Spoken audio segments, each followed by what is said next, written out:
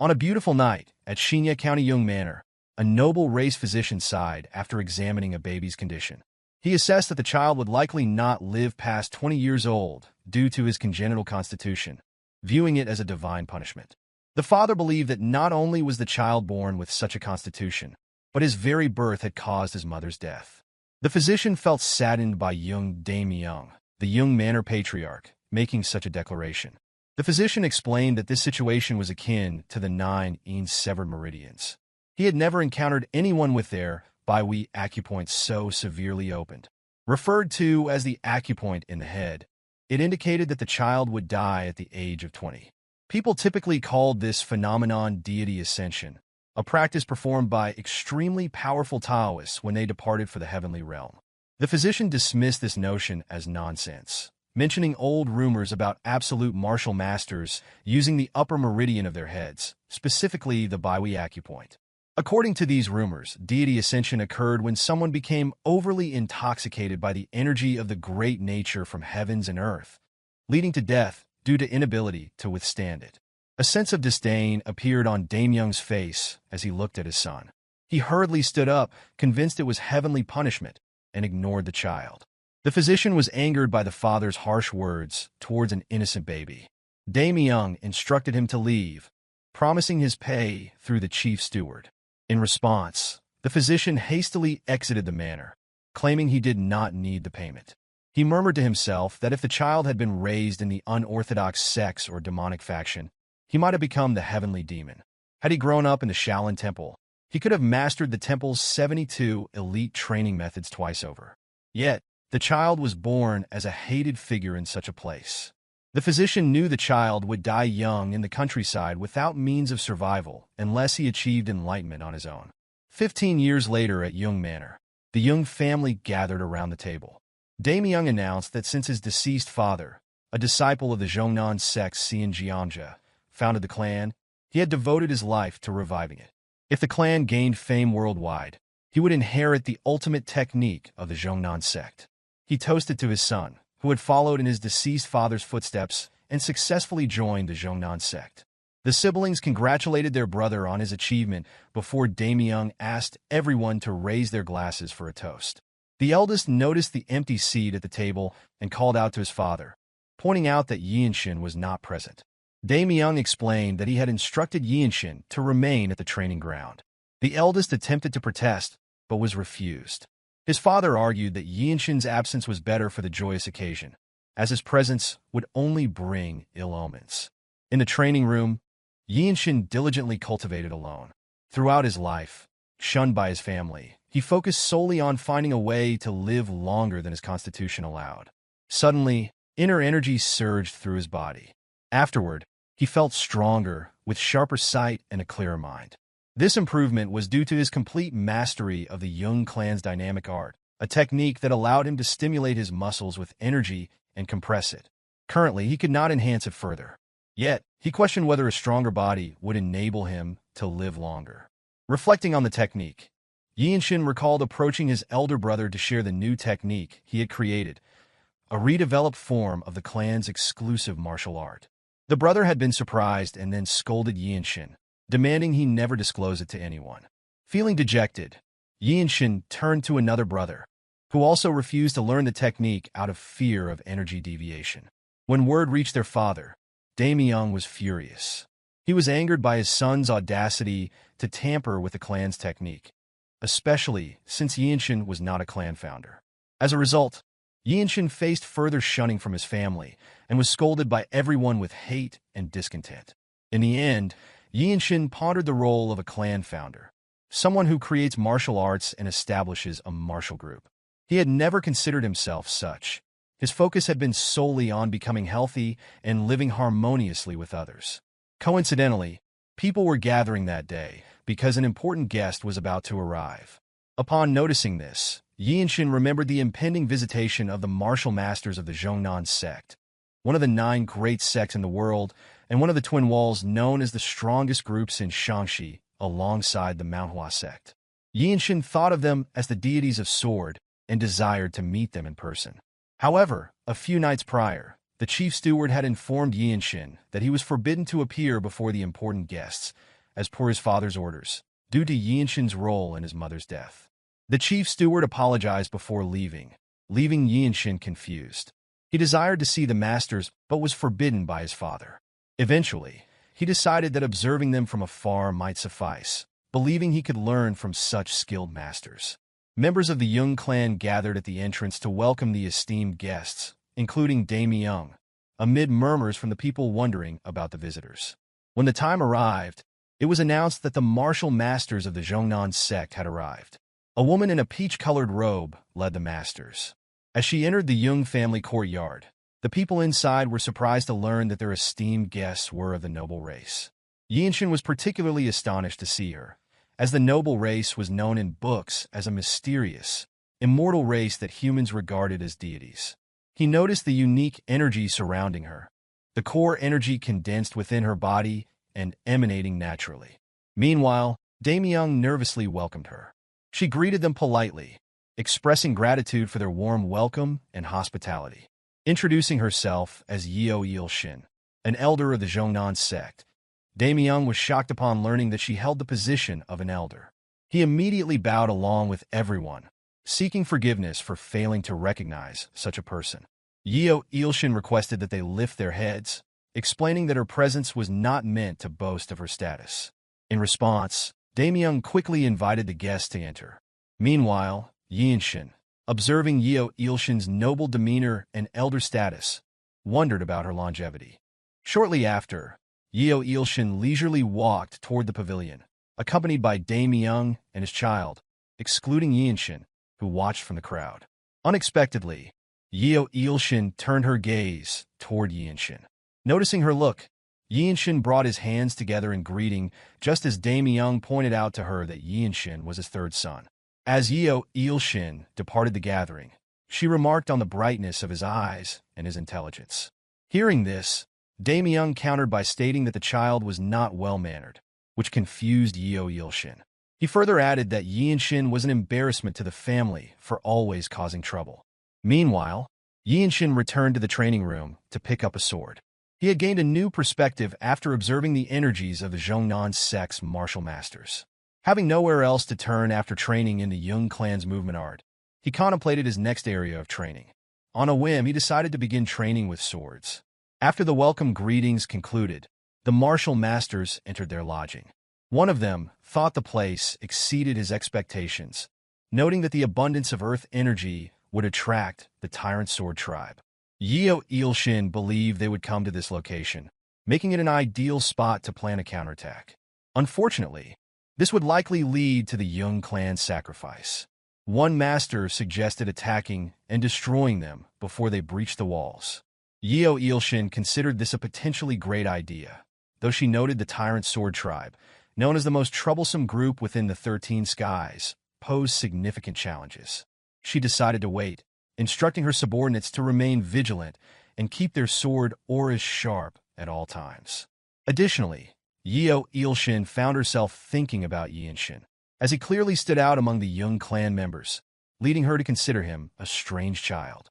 As night fell, Yeonshin diligently cultivated in the training room. It was the first time he realized his Baihui acupoint was more open than others.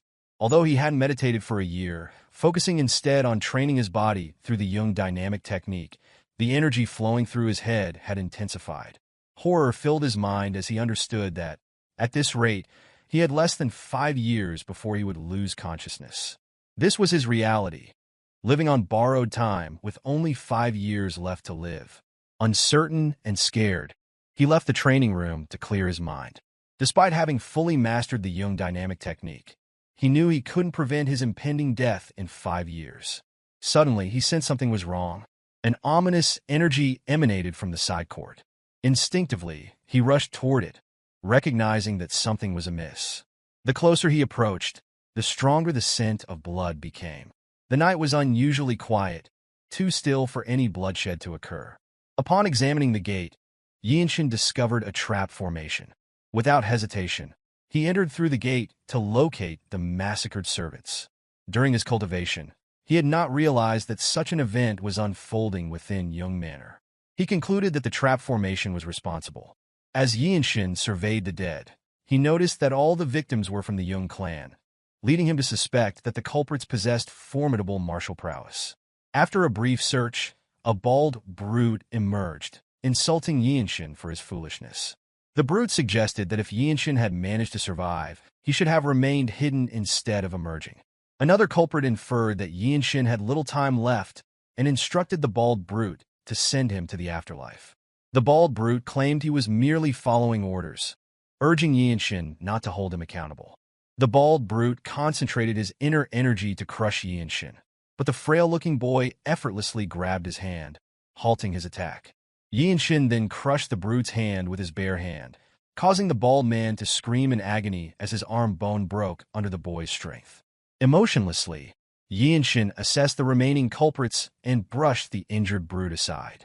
The leader of the culprits wondered about Yeonshin's identity. After gathering his inner energy, Yeonshin revealed that he was the third son of the household, ignoring the bald brute. He stepped forward with murderous intent. The brute rose, cursing the frail-looking boy who had broken his hand, and attempted another attack with his other hand. Before he could land a blow, Yeonshin had already swung his sword, decapitating the brute in an instant. Without delay, Yeonshin advanced to strike any remaining attackers, swiftly eliminating another culprit who could not respond in time. Utilizing his unique technique, the scripture of Jung dynamic technique, Yeonshin dodged incoming attacks flawlessly and launched his own counterattacks. With killing intent and fierce determination in his eyes, Yeonshin moved from one opponent to the next. Like those before them, the culprits were powerless against the seemingly frail boy. Approaching two more individuals, Yeonshin beheaded one and swiftly pushed the other back before stabbing him in the heart without missing his sole opportunity to attack. One by one, the culprits fell with each decisive sword strike. Despite his youth, Yeonshin's every move was marked by unwavering determination to kill without hesitation. After avenging the sins committed against his clan, Yeonshin felt satisfied that, even though it was his first time training with the delightful sword, he had mastered its use. Suddenly, another group appeared. The leader of this group, a brute, asserted that they would easily handle the frail-looking boy before them, confident they would not let their guard down. Faced with such brutality, Yeonshin remained calm, displaying no trace of anger as he continued to listen. The brute remarked on how surprising it was for a child to wield the delightful sword and speculated whether Yeonshin had trained with it his entire life. Instead of responding, Yeonshin inquired if they were from the Blood Flame cult. It became clear that the first group he had eliminated belonged to the Blood Flame cult, while the newly arrived group hailed from the Tyrant Sword tribe. The 13 Skies were renowned as the most ruthless and powerful factions in all of Murim. The brute refused to answer when Yeonshin inquired about the presence of two organizations from the 13 Skies. Observing their inaction, Yeonshin deduced that they weren't aware of his affiliation with the Desolate Fortress, the premier branch sect in Murim. Consequently, he suggested that killing him would be troublesome, even for members of the Tyrant Sword tribe. Without warning, a massive aura sword attack swept through the yard, catching Yeonshin off guard. He observed that the individual struck by the attack was one of the masters from the Jonan sect. Shortly thereafter, Jung Yeonshin arrived, noticing the frail-looking boy as she dodged the incoming attack. Known as the deity of the sword, her disheveled state indicated that her opponent had been formidable. A chill ran down Yeonshin's spine as another person joined the battle, hovering in the air. The ominous energy emanating from this newcomer left Yeonshin pondering his identity. The man took a moment to glance at the frail-looking child, causing Yeonshin to feel lightheaded from the eye contact. Soon, the group of brutes knelt and greeted the man as their tribe leader. In that instant, Yeonshin recognized him. The man was the Tyrant Sword tribe leader, the ruler of the Tyrant Sword tribe, a faction within the unorthodox 13 Skies, and regarded as a harbinger of disasters in Jianghu. Yeonshin wondered why such a prominent figure, comparable to a patriarch of one of the 9 great sects, was present in this setting. Observing the fallen martial masters from the Jonan sect, Yeonshin concluded that they, along with himself, were nearly doomed. Taking a moment to breathe deeply and steady his mind, Yeonshin prepared to confront the Tyrant Sword tribe leader. Without hesitation, fear, or doubt, he advanced to launch an attack. Noticing the incoming strike, the squad leader unsheathed his sword to counter. However, before he could react, Yeonshin had already pierced his heart. This bold move immediately captured the attention of both the Tyrant Sword Tribe leader and the elder of the Jungnon sect. A mere 15-year-old dared to draw his sword and kill a member of the Tyrant Sword Tribe in front of its leader. Yeonshin taunted them, suggesting they could now kill him in retaliation. The tribe members instinctively drew their swords to attack the audacious boy, but halted abruptly upon their leader's command.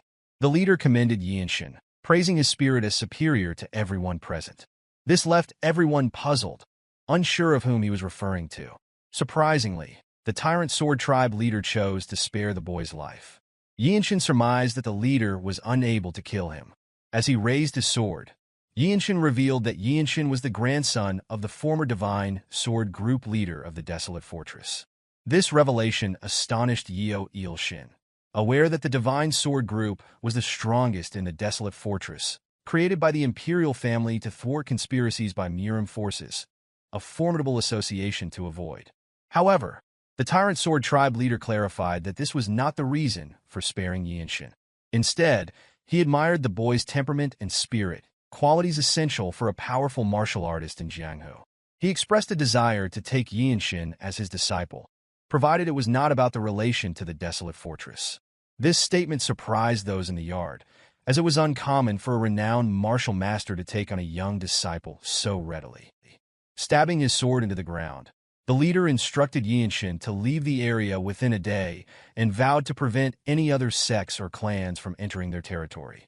Yeonshin and Yeonshin listened intently as the leader made his promise before departing. He glanced back briefly, indicating his openness to a duel and inviting Yeonshin to seek him out when he was ready for revenge. Determined, Yeonshin allowed his enemies to drive him away from his land, contemplating whether he could achieve revenge within his remaining 5 years of life. Back at the main pavilion, Yeonshin gazed at his dying father with an expression devoid of emotion. He grasped his father's hand, calling out to him. Daemyeon could only marvel at how his son, whom he had long shunned, had become so powerful, thanks to the martial arts Yeonshin had created. Suddenly, the father remembered his son nervously revealing that he had developed martial arts by modifying the Jung clan's movement arts. Instead of feeling proud, the father met his son's plea for approval with discontent and hatred. Tears streamed down his face as he finally recognized his own foolishness and ignorance, failing to see that his son had created the sacred art and possessed the qualities of a founder. With it, he let out his last breath, and the second son of the Jung clan wept over the loss of his father. Yeonshin rose to speak with the chief steward holding Haya, his niece. Fortunately, she was safe, merely unconscious from someone targeting her acupoint to knock her out before hiding her to protect her from the killers. Turning around, Yeonshin instructed his second brother to take care of her within the Jungnon sect, noting her exceptional affinity with the 5 elements, which would likely lead them to accept her. Meanwhile, Yeonshin would attend to his own matters. As if summoned, Yeonshin appeared to speak with Yeonshin. With the Tyrant Sword Tribe leader's involvement, she needed to report the incident to the Jungnon sect immediately. Upon being questioned, Yeonshin intended to go to the Desolate Fortress, his mother's family's domain, as he had nowhere else to grow stronger unlike his second brother. Not wanting to lose such talent, Yeonshin offered him the opportunity to train at Jungnon Mountain.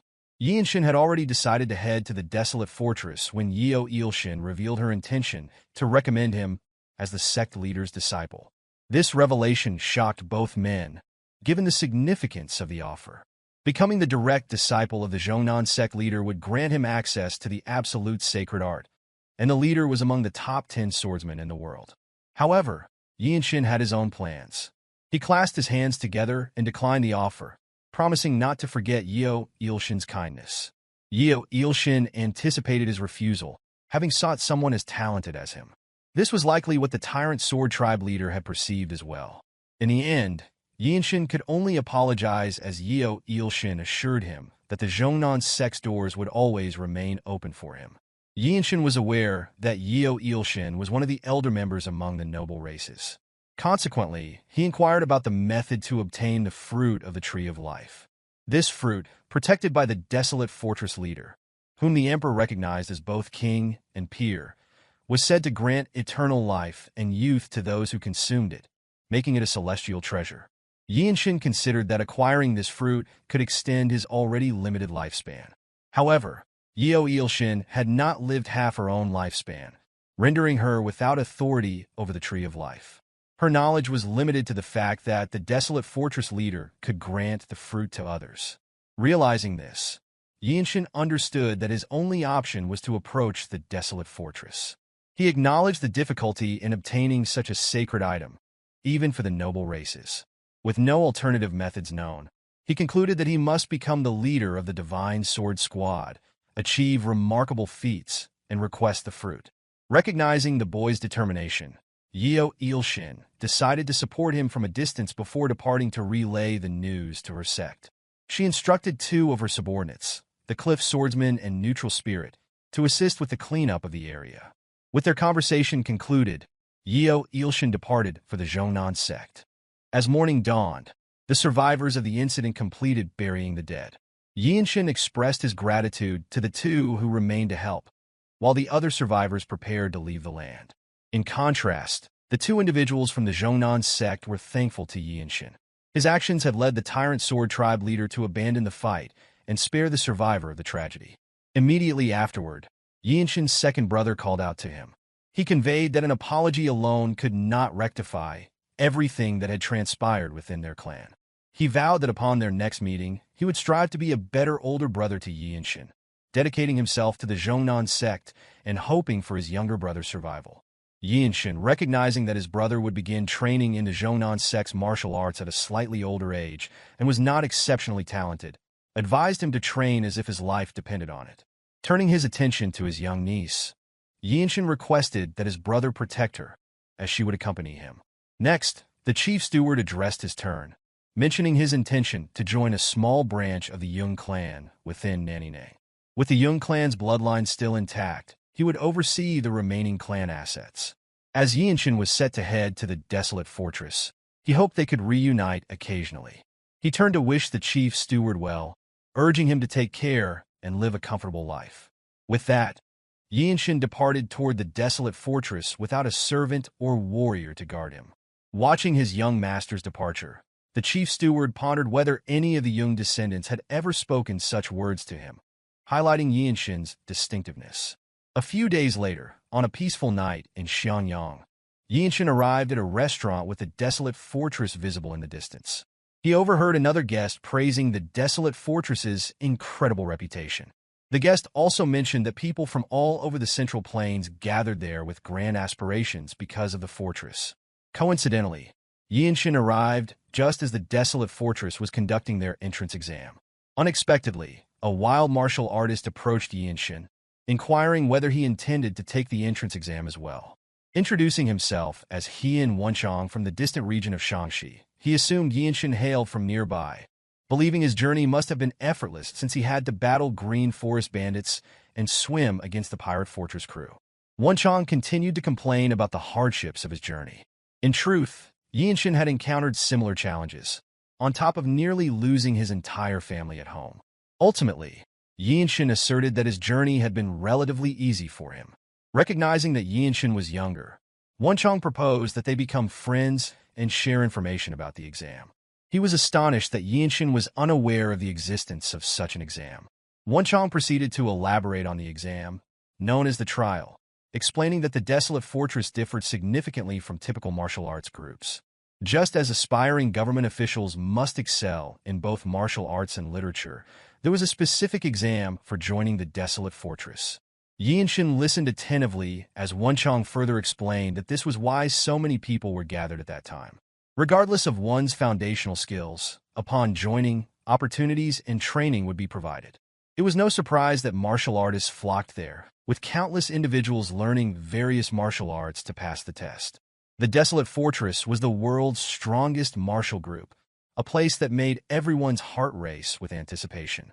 People often remarked that those wishing to conquer the world with a single weapon should go to the Desolate Fortress. Since the imperial family ruling the Central Plains sought to control martial arts groups, all elixirs and advanced martial arts from around the world were concentrated there.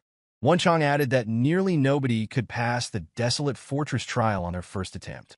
Perhaps 1 in 1,000 succeeded, typically those destined to become next-generation leaders of reputable martial arts clans gaining prominence. After his extensive explanation, Wonchong suggested that they attend the Desolate Fortress entrance exam together the following day. Nonchalantly, Yeonshin agreed, thereby acquiring an unexpected sidekick on his journey. Reflecting on the situation, Yeonshin felt grateful that he did not need to seek his mother's family's assistance, as he was unaware of their location or appearance. The next morning arrived swiftly, and Yeonshin, accompanied by his new sidekick Wonchong, stood before the fortress gate. Yeonshin registered and received a wooden plaque inscribed with the word 13.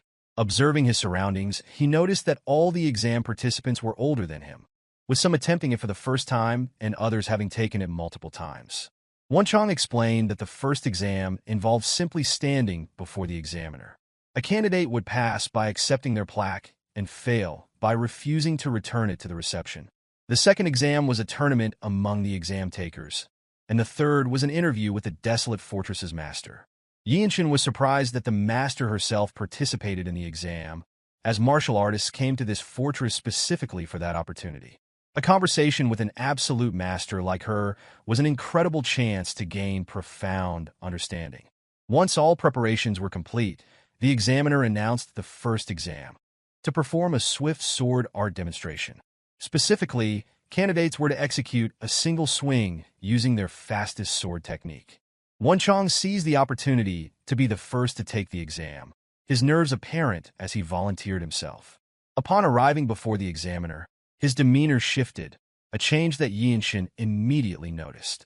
Observing his new sidekick, Yeonshin recognized that Wonchong possessed strength surpassing some of the vagabonds encountered on his journey. When ready, Wonchong concentrated his inner energy into every fiber of his muscles and executed a swift, precise sword slash. Spectators marveled at the speed of his technique. Some could see it clearly, while others could not perceive it at all. Wonchong awaited the examiner's judgment with nervous anticipation. Joy filled Wonchong as the examiner requested his plaque, indicating that he had passed the first exam. A smug expression crossed his face as he wished his new friend good luck. Confidently, Yeonshin approached the examiner with his sword in hand. Observers were taken aback by the presence of such a young man attempting the notoriously difficult Desolate Fortress entrance exam. Standing before the examiner, people presumed he was merely seeking advice from a random martial artist present. The examiner assessed Yeonshin briefly before signaling him to begin. In an instant, the examiner marked the time for Yeonshin to perform his sword strike. Within a split second, Yeonshin had already completed his technique, followed by a wave of energy that astonished both the examiner and the onlookers. Engrossed in his own thoughts, Yeonshin remained calm, while Wonchong was astounded by the speed of Yeonshin's sword strike.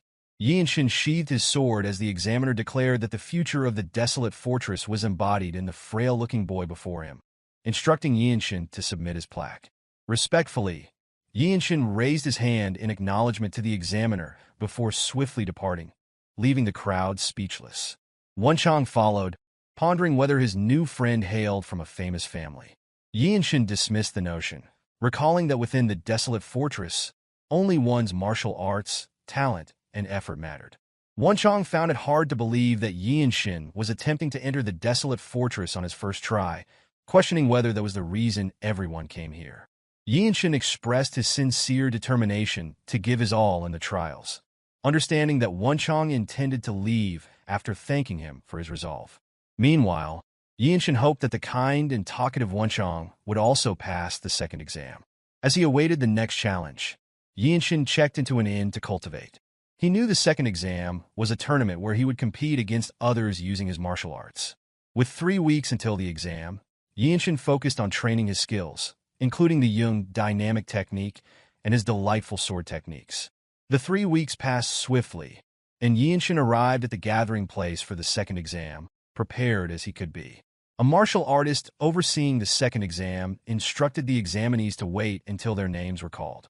New members of the Desolate Fortress wore white, a sight that discouraged many upon seeing the strong inner energy emanating from someone dressed in white. However, Yeonshin remained indifferent, focusing solely on doing his best. Out of nowhere, Wonchong greeted him as young Lord Jung, noting that Yeonshin had grown taller. Yeonshin sensed a change in Wonchong, recognizing that he had achieved something significant. The overseer announced that winning was not the sole objective of the exam. Even securing one of the 2 tournament matches would attract the attention of a Desolate Fortress masters observing the trials. From personal experience, Wonchong knew this was the most challenging aspect. He explained that the exam supervisors had higher standards that day because White Qilin was participating in the Desolate Fortress trial. The White Qilin from Namgung, renowned for eliminating a notorious bandit group before turning 15 and beheading the Swordsmaster of the unorthodox faction, the Shrouded Assassin, was present. Wonchong shared rumors of defeating all up-and-coming fighters at the 8 Great Families Dragon and Phoenix tournament by the age of 18. Yeonshin questioned why someone from such a dignified family, possessing martial dignity, would seek entry into the Desolate Fortress. Wonchong revealed that White Qilin was the child of a concubine and thus could not become a patriarch. Rising to the position of Desolate Fortress Squad's captain was akin to becoming a patriarch of the 8 Great Families, granting immense power. After Wonchong finished his explanation, Yeonshin's name was called for the second exam. Before departing, Yeonshin expressed his desire to see Wonchong again at the Desolate Fortress, indicating his hope for his sidekick's success in the trial. Yeonshin faced his first opponent, a sword martial artist known for his sadistic demeanor and bizarre remarks about Yeonshin's supposed destiny of despair. The opponent mocked the frail-looking child, likening him to a moth struggling in the light while laughing maliciously. Without warning, Yeonshin struck swiftly, landing a single blow to the opponent's face, effectively ending the encounter. The opponent was knocked unconscious by the powerful strike, leaving Yeonshin feeling remorse for his excessive force. Feeling that his opponent was too weak after all the trash talk and the single strike that ended the battle, Yeonshin waited nonchalantly, unsure of what would happen next as his previous opponent was dragged out of the arena. This brief battle had piqued the interest of a specific observer watching the fight. A gray-haired young man approached, challenging Yeonshin to a fight, confident that the frail-looking young man would accept. The martial masters in blue robes recognized this individual, someone else commenting, assuming that the squad leaders would fight over him. Yeonshin realized that this man might be the White Qilin, Namgung Washin. The martial masters present were eager to witness the Boundless Heaven technique. Yeonshin evaluated that Washin was about 5 years older and currently beyond his ability to challenge. Thanks to the Jung dynamic techniques, Yeonshin was more physically fit than Washin, but inferior in other aspects. Washin took up his sword and introduced himself, revealing that he had primarily trained the Boundless Heaven technique and the Infinity Steps. Yeonshin had no intention of refusing the challenge and introduced himself respectfully to his opponent. Washin was puzzled by Yeonshin's lack of unsheathing his sword, understanding that Yeonshin intended to engage in a single-strike fight as he reached for his sword's handle. Washin briefly smiled before channeling his inner energy into his sword, manifesting a magnificent aura sword. The essence of the technique Yeonshin had been practicing was unpredictability, intending to use an unexpected main attack amidst an unpredictable rhythm to lower his opponent's guard. The martial masters watched eagerly, anticipating a good fight as the referee began the countdown. The moment the referee started the fight, Yeonshin appeared before Washin and struck him. As it was clear that Washin used an aura sword, Yeonshin's sword shattered upon their clash. While some martial artists hoped for an intense battle, others were disappointed by the instant conclusion, believing Washin had won. Some marveled at the terrifying, delightful sword Yeonshin wielded, while the blue-robed martial masters were speechless at witnessing such a feat from a 15-year-old. Washin stared at his broken sword, trying to comprehend the attack's meaning before lowering his weapon. He then admitted his defeat, surprising both Yeonshin and the spectators. 2 blue martial masters deemed Washin's admission appropriate, acknowledging the impressive technique Yeonshin had performed despite being 5 years younger. They noted that Yeonshin's sword had broken because he had not yet mastered using true energy with his technique. Washin had never anticipated encountering a hidden powerful martial artist in Hunan and was horrified by what Yeonshin might become. The examiner instructed Yeonshin to proceed to the garden and wait, signifying that he had passed the second exam. Yeonshin offered respect to Washin, conveying his desire to duel him anytime. as if understanding his thoughts. Washin felt the same way and expressed his anticipation for the duel. Yeonshin walked through the gate, observing several people who had already passed the second exam in the garden. They were astonished to see Yeonshin, as they had expected Namgung Washin to advance first, yet they saw a 15-year-old instead. Yeonshin reflected on his fight, knowing there was no chance of winning if the battle had continued.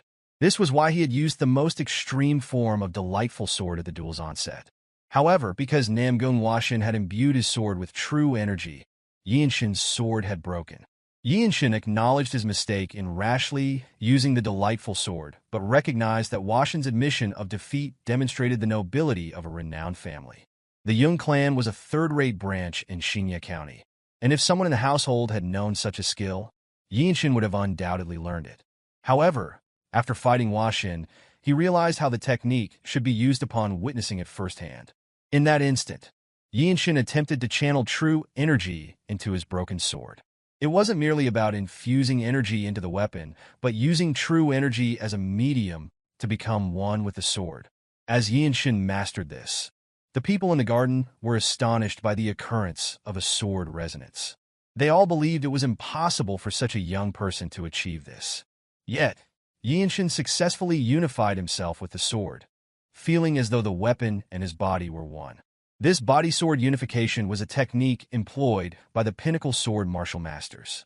From that moment, Yeonshin knew that the sword technique he would use in this state was on another level. After fully comprehending his newfound ability, he smiled contentedly.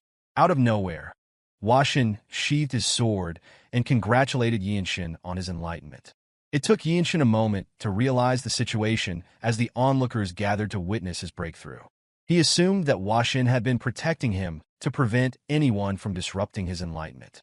Yeonshin expressed his gratitude to Washin, acknowledging his protection without realizing it.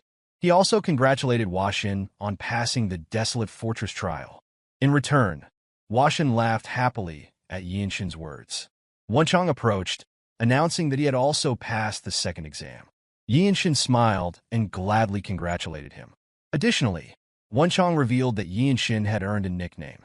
When someone demonstrated exceptional martial prowess or attracted significant attention, they were often given a nickname and addressed by it.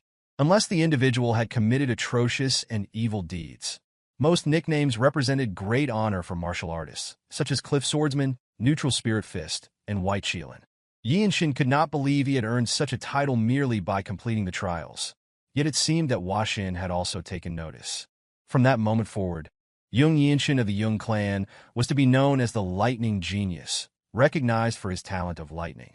Washin explained that if the martial artists of the Desolate Fortress referred to Yeonshin in that manner, it effectively became his nickname within the Jianghu. To commemorate the occasion, they engaged in lighthearted banter while waiting for the remaining contestants to conclude the tournament. The name Lightning Genius, Jung Yeonshin, was something he had never imagined while practicing the horse stance in the Jung manner. Now, it was certain that his name would resonate across the world. Time swiftly passed within the arena designated for the second exam. The examiner announced that only one trial remained. Upon passing, the participants would officially join the Desolate Fortress. They proceeded to the pavilion where the master of the Desolate Fortress resided, prepared to be evaluated to join in her martial group. The first contestant entered the pavilion, but left dejected after being deemed unwelcome. One after another, participants came and went quickly, leading the trio to wonder if the fortress master was judging them solely by appearance without conversation. Soon, Yeonshin stepped forward, his face bearing the usual solemn expression, with one goal in mind: to heed the examiner's directive to ascend to the top. Upon arrival at the gate to the fortress master's office, it opened instantly. Yeonshin entered, finding the room adorned with an elaborate little garden leading to the fortress master. At the end of the room sat a green-haired lady on a wooden chair, embodying the noble race. Yeonshin announced his name to signify his readiness for judgment. He felt the profound aura emanating from her as she turned toward him. She was the Desolate Fortress leader, reputed to be the strongest in the world. Instead of issuing her judgment, she spoke of Yeonshin's bloodline, prompting him to wonder if she was aware of his mother's family. He inquired about the significance of her words.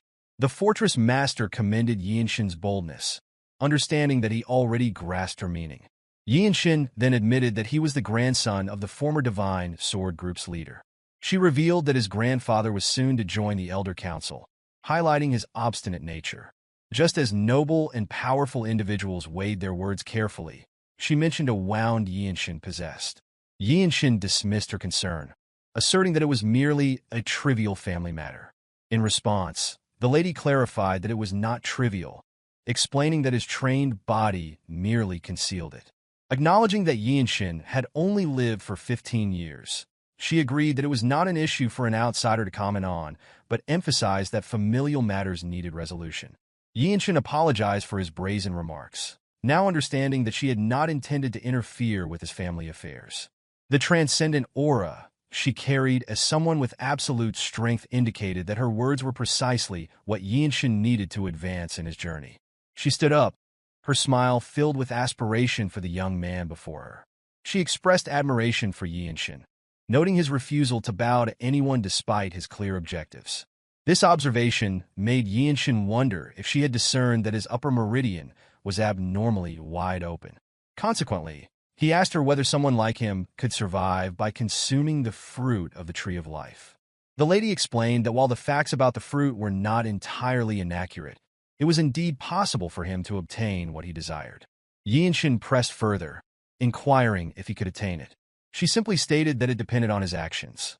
Yeonshin raised his hands in gratitude, as if he were about to leave, only to realize he was still under trial. He questioned whether he had been accepted as a martial artist of the Desolate Fortress. Affirming his acceptance, the lady instructed him to leave, smiling as she addressed him as the next Divine Sword Group leader. This form of address confused Yeonshin. He was unsure if she was teasing him or genuinely recognizing his potential. Another possibility was that she implied he could obtain the fruit of the Tree of Life once he became the Divine Sword Group leader. Upon the conclusion of the Desolate Fortress trials, only 4 individuals had passed: a random old man, the white Chila Namgung Washin, the grin-faced Wonchong, and lastly, the lightning genius Yeonshin. The officer escorting them inquired whether they understood the role of the Desolate Fortress. Wonchong explained that their primary mission was to prevent Murim's martial masters from overthrowing the imperial family.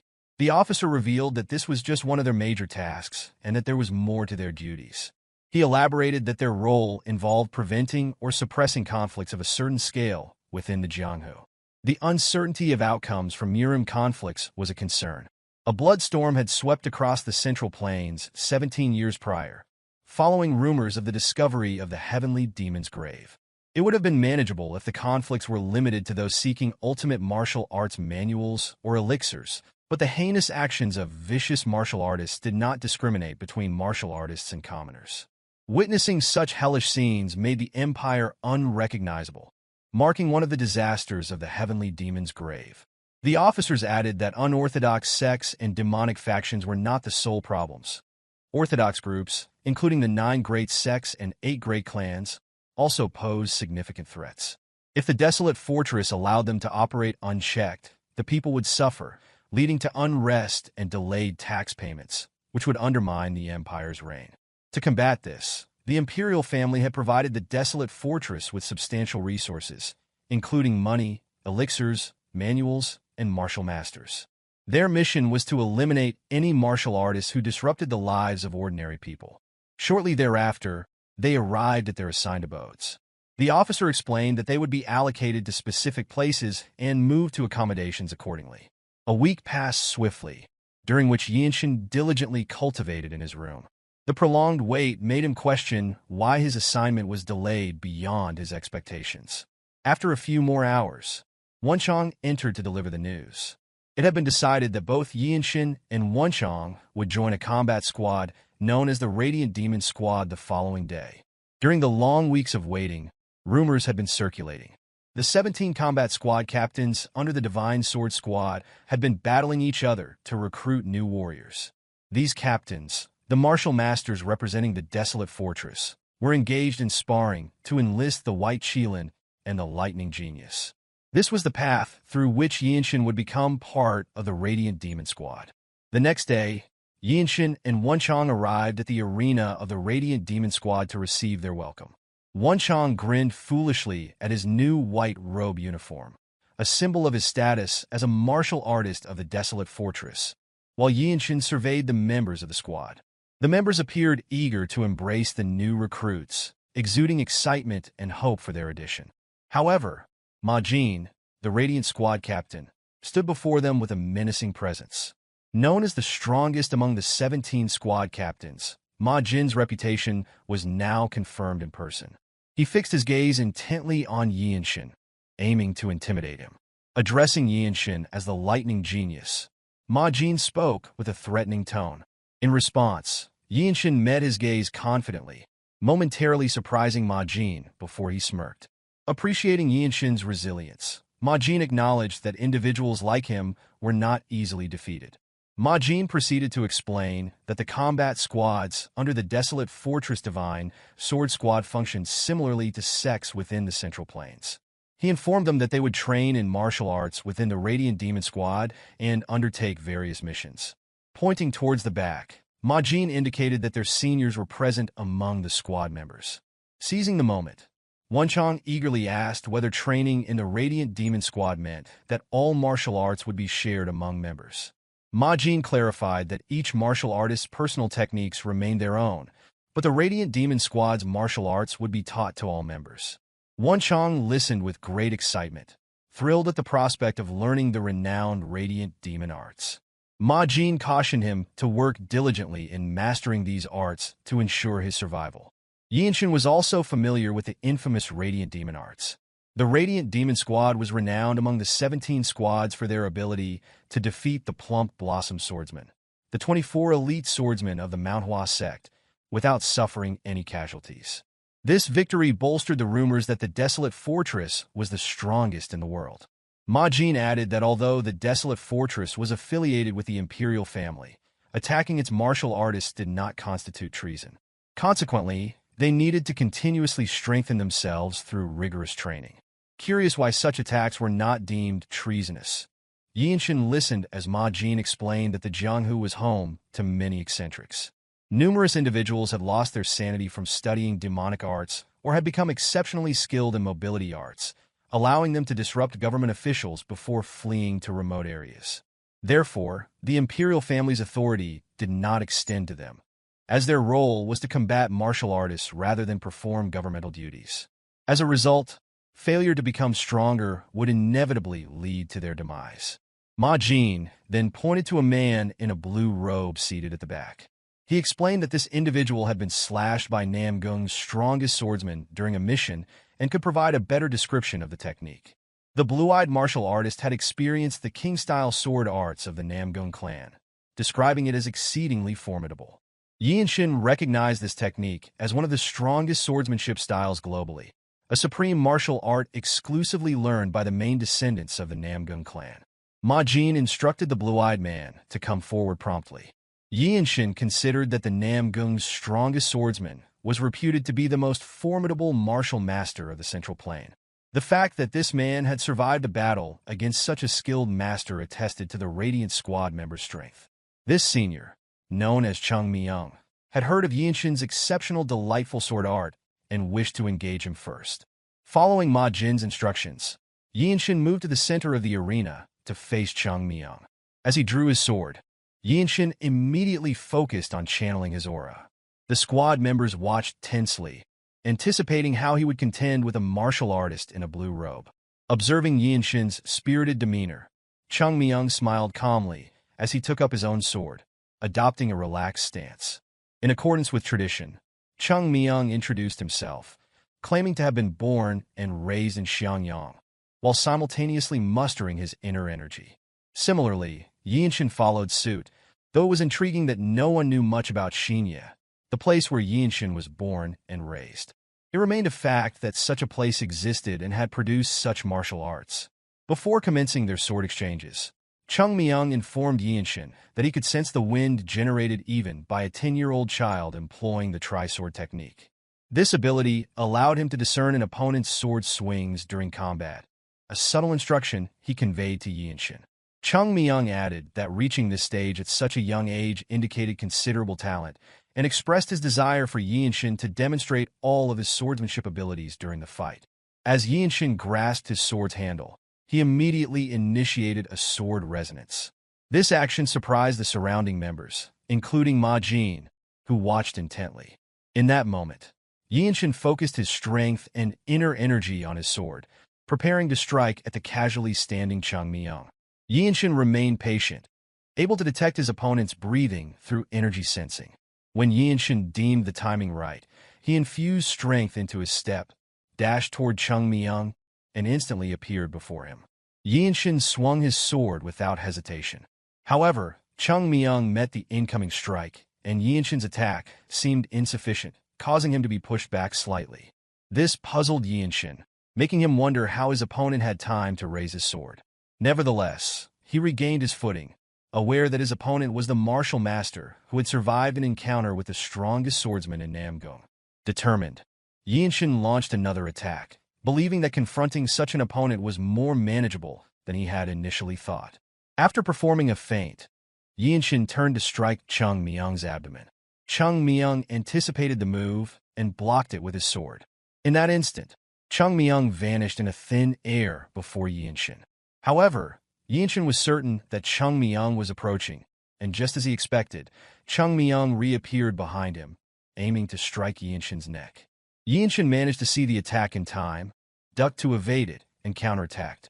Chung Myung's deep experience was evident as he leapt off the arena to dodge the attack, leaving only his bandana exposed to receive the sword strike.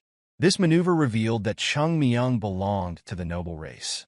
The rapid exchange of attacks astonished all the members of the Radiant Demon Squad, including their captain, Ma Jin, who undoubtedly observed everything. Meanwhile, Yeonshin awaited another attack, contemplating the truth of the rumors after witnessing them firsthand. Noticing that his opponent was hesitating, Yeonshin decided to employ the Jung dynamic technique he had developed on his sword to launch an offensive. However, he was taken aback by the strange expressions on the squad members' faces. Realizing their surprise, Yeonshin lowered his sword and inquired about Chung Myung's opinion of his sword skills. Believing that Chung Myung had underestimated him, Yeonshin requested an honest evaluation. Instead of responding, Chung Myung asked Yeonshin his age, causing some frustration. Yeonshin disclosed that he was only 15 years old, questioning its significance.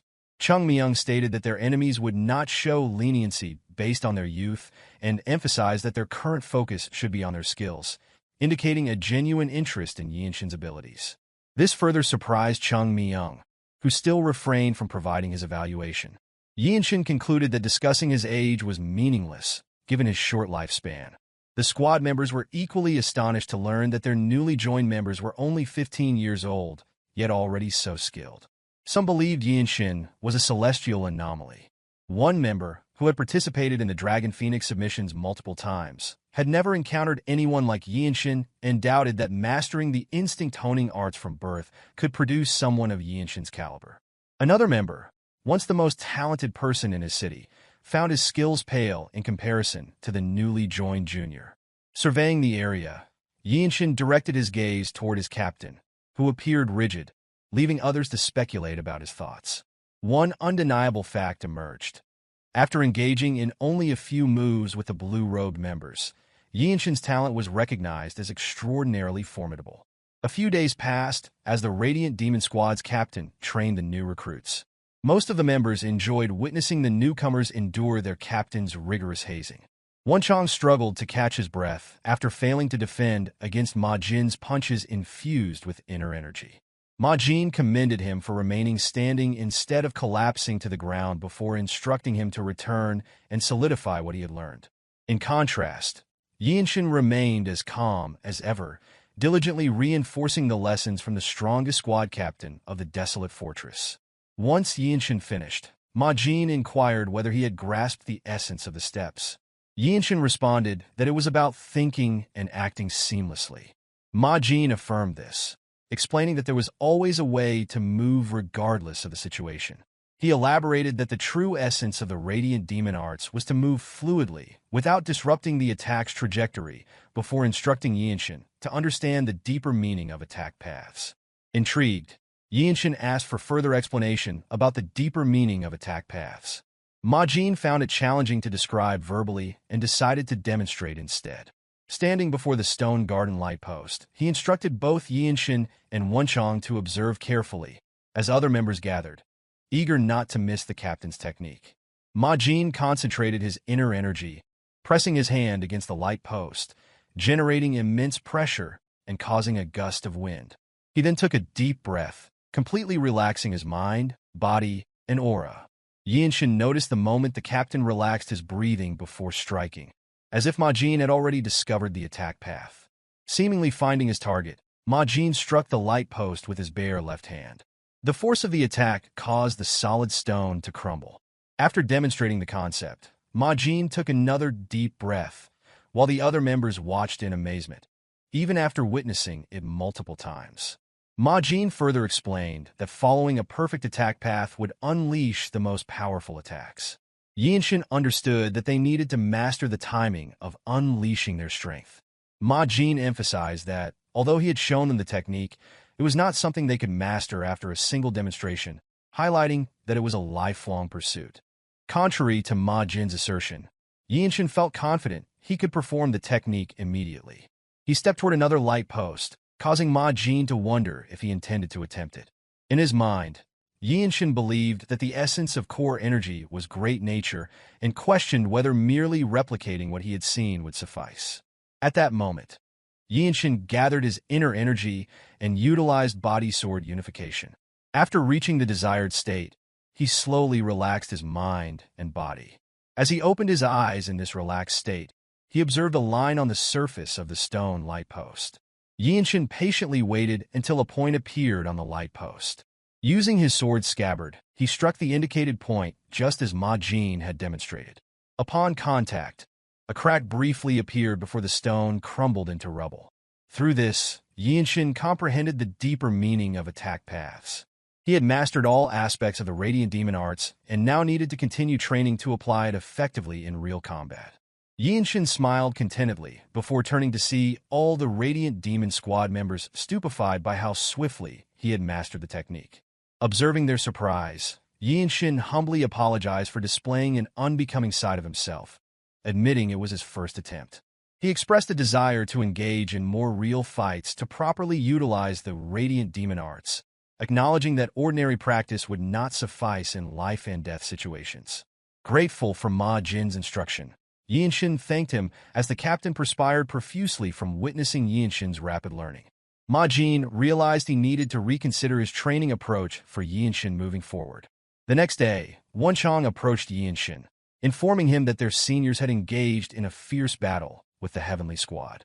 Yeonshin knew that the Desolate Fortress strictly enforced its rules, and fighting outside the training grounds was punishable. This made him question the reason behind their seniors' confrontation. Wonchong explained that a member of the Heavenly Squad had initiated a fight at a restaurant, claiming that the Lightning Genius's talent could not flourish within the Radiant Demon Squad. Yeonshin frowned upon learning that the dispute stemmed from such a trivial matter. Wonchong then revealed that this was the true nature of the Murim. Minor provocations could lead someone to draw their sword against others, and the streets highly valued the ability to intercept such attacks successfully. In this instance, the seniors of the Desolate Fortress were enraged over a newcomer, causing Wonchong to fear that the same fate might befall him. However, Yeonshin saw this as an opportunity to obtain the fruit of the Tree of Life. Revered by all noble races, he needed to achieve something significant, which would require assistance from others. While the best way to earn a martial artist's trust was to owe them one's life, making a good first impression on squad members was also beneficial. Determined not to let the seniors' fight over him pass unaddressed, Yeonshin decided to visit his captain. Misunderstanding the purpose, Wonchong was overly excited, assuming Yeonshin was familiar with martial artist codes. Upon arrival at the training arena, they found everyone gathered. The members were perplexed as there was no training session scheduled for the white-robed members. One member suggested that the white-robed individuals had no need to train so intensely, while another opined the opposite, insisting they must train harder. Both Yeonshin and Wonchong approached Ma Jin to offer their greetings, prompting the captain to wonder if they were encountering training issues on their own. Yeonshin expressed his desire for a sparring session, to which Ma Jin suggested he could ask anyone present, and they would gladly spar with him. However, Yeonshin declined, stating he wanted to spar with a member of the Heavenly Squad. This request astonished the arena's members.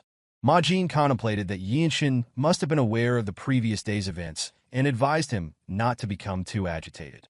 Nonetheless, Yeonshin insisted, expressing his wish to witness the heavenly sword arts he had long admired firsthand. Although Ma Jin believed Yeonshin was overly stirred, he was pleased that his junior was motivated by his seniors. Yeonshin remained steadfast, declaring his intention to spar and demonstrate the radiant demon art's superiority once more to his captain. Yeonshin aspired to gain fighting experience with the radiant demon arts, observe an advanced martial art, and leave a positive impression on his seniors. Achieving all three objectives simultaneously would be akin to killing 3 birds with 1 stone. Ma Jin noted that Yeonshin had neither trained in the same martial arts as the Heavenly Squad nor fought alongside them before. He explained that although it might be a sparring match, there was no reason they would go easy on Yeonshin. Ma Jin perceived Yeonshin's eagerness to engage in a fierce battle as genuine, believing that fighting tooth and nail was Yeonshin's intention. This revelation momentarily surprised the Radiant Squad members, who then cheered Yeonshin, expressing their desire to see his growth. Some even shouted that if Yeonshin managed to survive the fight, he could become the next captain of the Radiant Demon Squad. Ultimately, Ma Jin conceded and decided to convey the message to the Heavenly Squad to request a sparring match. Soon after, members from both the Radiant Demon Squad and Heavenly Squad gathered in the arena. Observers were puzzled by a white-robed member challenging a blue-robed one, but those familiar with Yeonshin recognized his formidable prowess. One member clarified that the fight was intended as a guidance match for learning purposes, leading others to speculate how long Yeonshin would endure against the blue-robed martial artist. Some believed it would be impressive if he could withstand about 10 bouts against the opponent. Conversely, Han Chulmak, the Heavenly Squad captain, estimated that a white-robed member from the Radiant Demon Squad stood no chance against his blue-robed counterpart. Unexpectedly, Chulmak bet one of the Heavenly Squad's elixirs that the white-robed Yeonshin would not last 10 bouts. Ma Jin considered the bet excessive for such a fight. Sensing Ma Jin's hesitation, Chulmak wondered if he feared losing the wager. Ma Jin dismissed the provocation, asserting that the Desolate Fortress's elixirs were not to be used frivolously. Chulmak countered by emphasizing that the honor of both squads was at stake, making the bet meaningful. In the end, Ma Jin accepted the wager. As Chulmak relaxed in his chair, he expressed confidence in winning the bet, believing that as the leader, he should trust his team's abilities. However, Ma Jin was certain that Yeonshin would emerge victorious. Shortly after, the blue-robed members of the Heavenly Squad began conversing. Yeonshin formally introduced himself, showing respect to his sparring opponent. He was aware that warriors typically started as white-robed fighters before advancing to blue robes, though not everyone achieved this progression. Some took over 10 years to become blue-robed warriors, often those who could not be defeated by top martial masters from major sects. The blue-robed warrior, Gu Il-wan, claimed to have trained in heavenly sword arts for 20 years. He mentioned that while swords were said to have no eyes, master swords did possess eyes. Despite this, he intended to show no mercy in the duel, intimidating Yeonshin with his formidable presence. Yeonshin acknowledged this stance, indicating his understanding. The moment Gu Il-wan unsheathed his sword, he released his sword aura. Observing the extraordinary aura, Chulmak smirked, certain he would not lose the bet. However, Yeonshin remained undeterred. Aware of the blue-robed warrior's strength, he was more curious about the sword style employed. He dismissed unnecessary thoughts and reached for his sword, determined to rely on his own martial arts style regardless of his opponent's techniques. Gu Il-wan, upon seeing Yeonshin wielding his sword, allowed him the first attack. As soon as the challenge was issued, Yeonshin charged forward using his Jung dynamic technique. Their swords clashed, and Gu Il-wan successfully deflected the strike. It became evident that the white-robed warrior possessed remarkable speed, as Gu Il-wan prepared for another strike. Yeonshin's rapid attacks forced Gu Il-wan to fend off a barrage, causing Chulmak to sweat nervously, questioning if a white-robed member truly had such speed. Ma Jin mused that such skill at Yeonshin's age was breathtaking. With Yeonshin's abilities, he realized that failing to capitalize on this opportunity to swiftly defeat the opponent would mean forfeiting the chance to win. Yeonshin continued delivering lightning-fast sword strikes, with Gu Ilwan defending against each one. Reflecting on his young dynamic technique, Yeonshin felt content, recognizing his growth since joining. His physical training with his technique and martial principles had strengthened him. The trajectory of his sword was more inclined, utilizing his back muscles, and stepping forward with core energy created rotational force. During the battle, Yeonshin discovered a gap on his opponent's defense. He swung his sword upward, taking off Gu Ilwan's grip on his sword. Instantly, Yeonshin pointed his sword at his opponent's neck, signaling his victory in the sparring duel. Spectators were astonished by the young man's achievement. The Radiant Demon squad members cheered for Yeonshin's triumph, while Chulmak sweated profusely and Ma Jin smiled contentedly, pleased with the expected outcome. As usual, Yeonshin pondered for a moment, contemplating the technique he had just learned and ways to improve before Gu Ilwan approached him. He acknowledged that his victory was partly due to luck and overwhelming momentum, as his opponent had been caught off guard. Yeonshin understood that a rematch would likely yield a different result. He then offered his hand in respect to his opponent, thanking him for the opportunity to witness such high-level swordsmanship. Gu Ilwan smiled, taking his sword, and remarked on being surprised by the sword's trajectory and rotational force. He praised Yeonshin's martial prowess, noting it surpassed his years. As Gu Ilwan left the arena, Yeonshin received accolades for his incredible sword talent, solidifying his title of Lightning Genius. Onlookers were amazed that the Radiant Demon Squad had discovered such a talent, leading to feelings of envy. Meanwhile, Ma Jin raised his hand to claim the bet Chulmak had placed. Yeonshin decided to name his new technique Energy Accumulation Discharge before Ma Jin approached him with a box. Inside was an elixir from the Heavenly Squad, indicating that Ma Jin chose to grant Yeonshin the spoils of the bet to aid his accelerated growth. Soon, a group of blue-robed warriors stood guard at the Radiant Demon Squad pavilion. Among them was Zen Demon Sword Beck Mirio, who shared her thoughts with Chung Myung. She doubted that Yeonshin could defeat a skilled swordsman like Gu Ilwan, another blue-robed warrior. Additionally, she recognized Yeonshin's hardworking, humble, and polite nature. His ability to discern martial arts was exceptional, embodying the ideal child parents often praise. In her view, Yeonshin was nothing short of a monster. Chung Myung was confident in Yeonshin's unprecedented talent. Meanwhile, Mirio observed that during each sparring session, Yeonshin managed to apply the same principles in varied postures with greater precision. She felt reluctant to use exclusive martial arts around him, knowing his innate ability to reinterpret techniques. Chung Myung agreed, sensing that Yeonshin had mastered martial arts long ago, exuding an aura of a true monster. Inside, Yeonshin sat cross-legged as Ma Jin expressed uncertainty about how much elixir Yeonshin could extract. Typically, individuals absorbed 60 to 70%, sometimes even less, depending on circumstances. Ma Jin cautioned Yeonshin against acting recklessly due to low absorption rates, warning of potential damage to his energy core or blood vessels. He advised Yeonshin not to become overly obsessed with absorption. Ma Jin further explained that consuming an elixir involved allowing it to flow endlessly into one's core energy until fully melted. He would intervene if Yeonshin's energy circulation became unstable, advising him to remain unperturbed and adapt accordingly. With this guidance, Yeonshin swallowed the pill in his hand, immediately feeling his energy surge as the elixir entered his body. He focused intently on absorbing the elixir's energy. Ma Jin watched Yeonshin's cultivation carefully to prevent any mishaps. The other blue-robed warriors from the Radiant Demon Squad remained on guard, observing Yeonshin's initiation. They were all curious about the extent of Yeonshin's strength after consuming the elixir. Energy flowed continuously from the elixir, and Yeonshin directed it through his meridians to each core energy point in his body. Ma Jin grew annoyed, expecting intervention only to find Yeonshin effortlessly absorbing all the elixir's energy independently. Despite it being Yeonshin's first time, his energy circulation was flawless, eliminating the need for Ma Jin's assistance.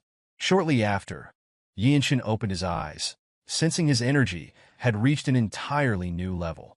Ma Jin sighed in acknowledgement, congratulating Yeonshin for fully absorbing the elixir. Yeonshin felt the newly acquired core energy was exceptionally strong. Ma Jin had not anticipated Yeonshin's successful and solitary absorption of the entire elixir.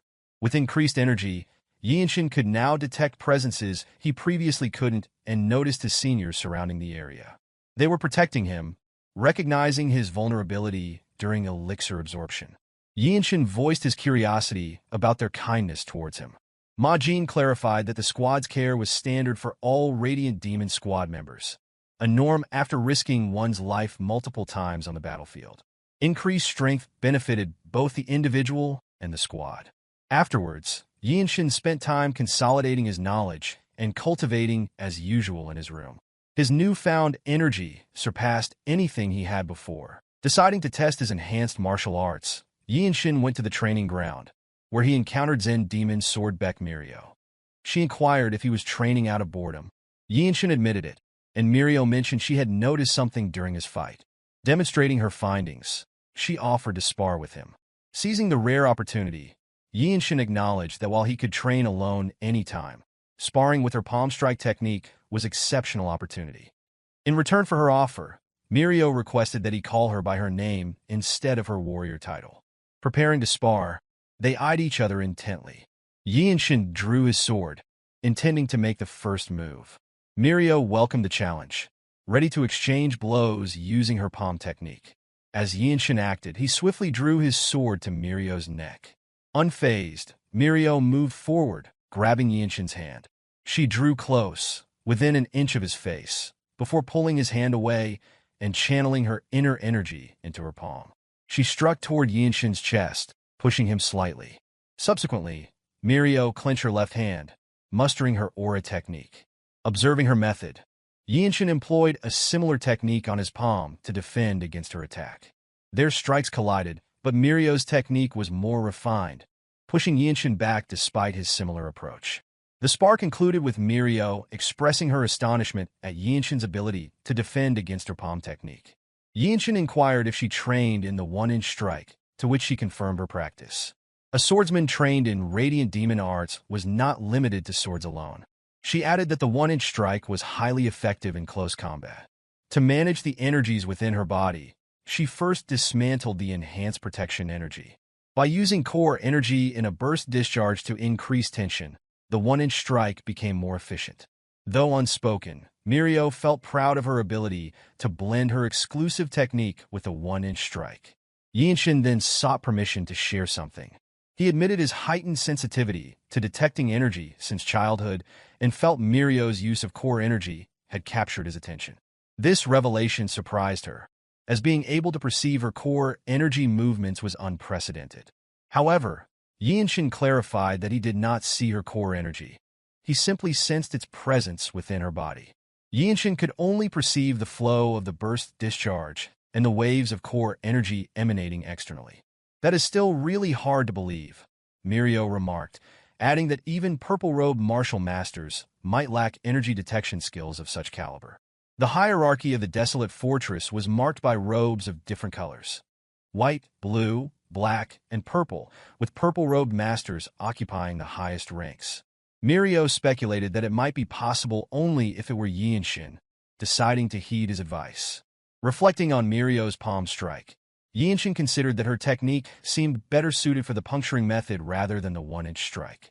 After receiving her strike, he realized that although it appeared more appropriate for a one-inch strike, the manner in which she discharged her energy made it more potent when combined with the puncturing technique. Suddenly, Mirio's demeanor changed to anger as she rebuked him, questioning whether he thought she was an idiot incapable of using something as simple as the puncturing technique. She further inquired if that was the reason she hadn't utilized it.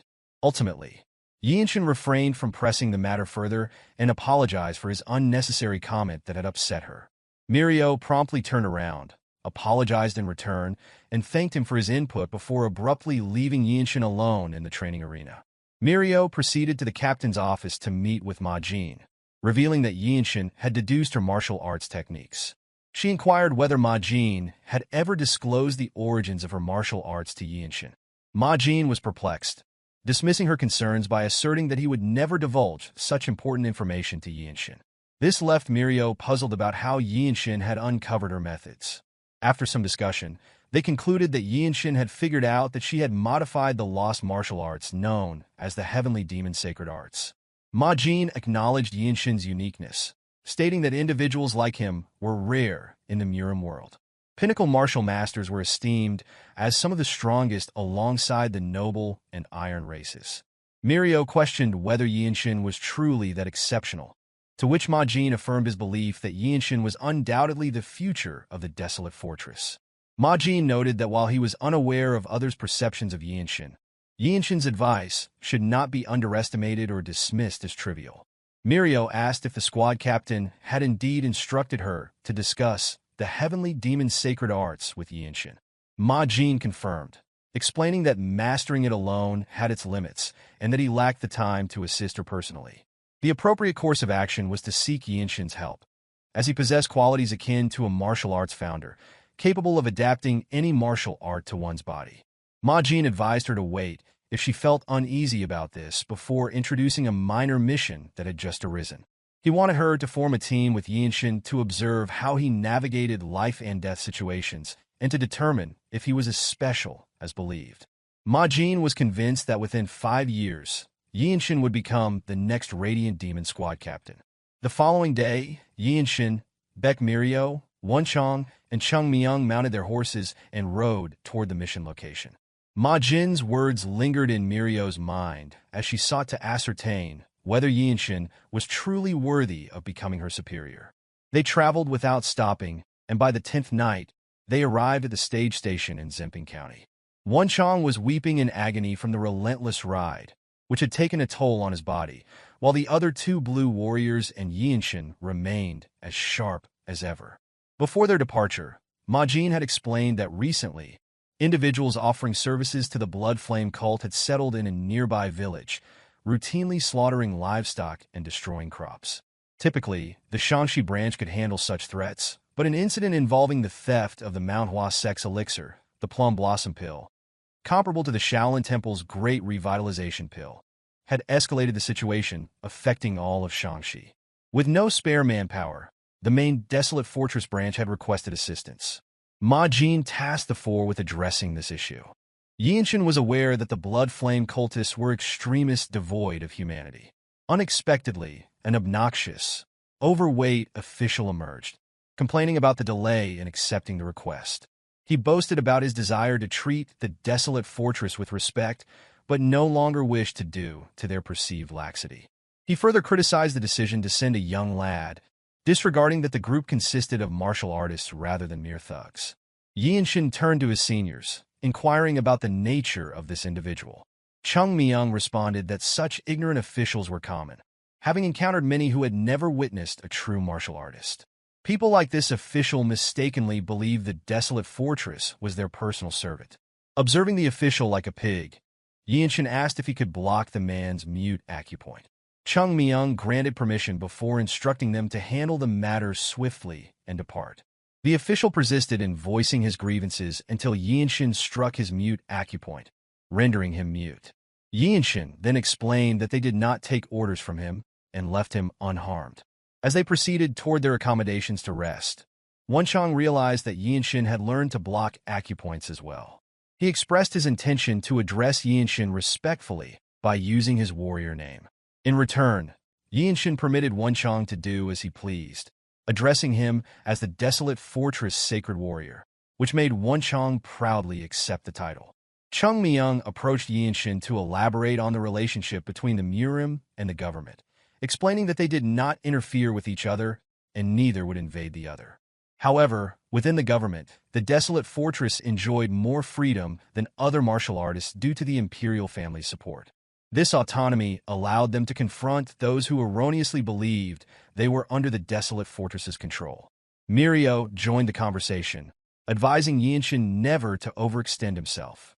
She commended his recent action against the official, considering it exemplary. During their discussion, Wonchong noticed movement in the distance. He alerted the others, and they focused their attention, a red-haired man wielding a sword was seen taking a child from the villagers. Yeonshin immediately identified the aggressor as a blood-flame cultist. Acting swiftly, he was the first to move, dashing toward the man in an attempt to rescue the child. Although Yeonshin was the first to initiate the move, Jung Yeonshin swiftly outpaced him during the run.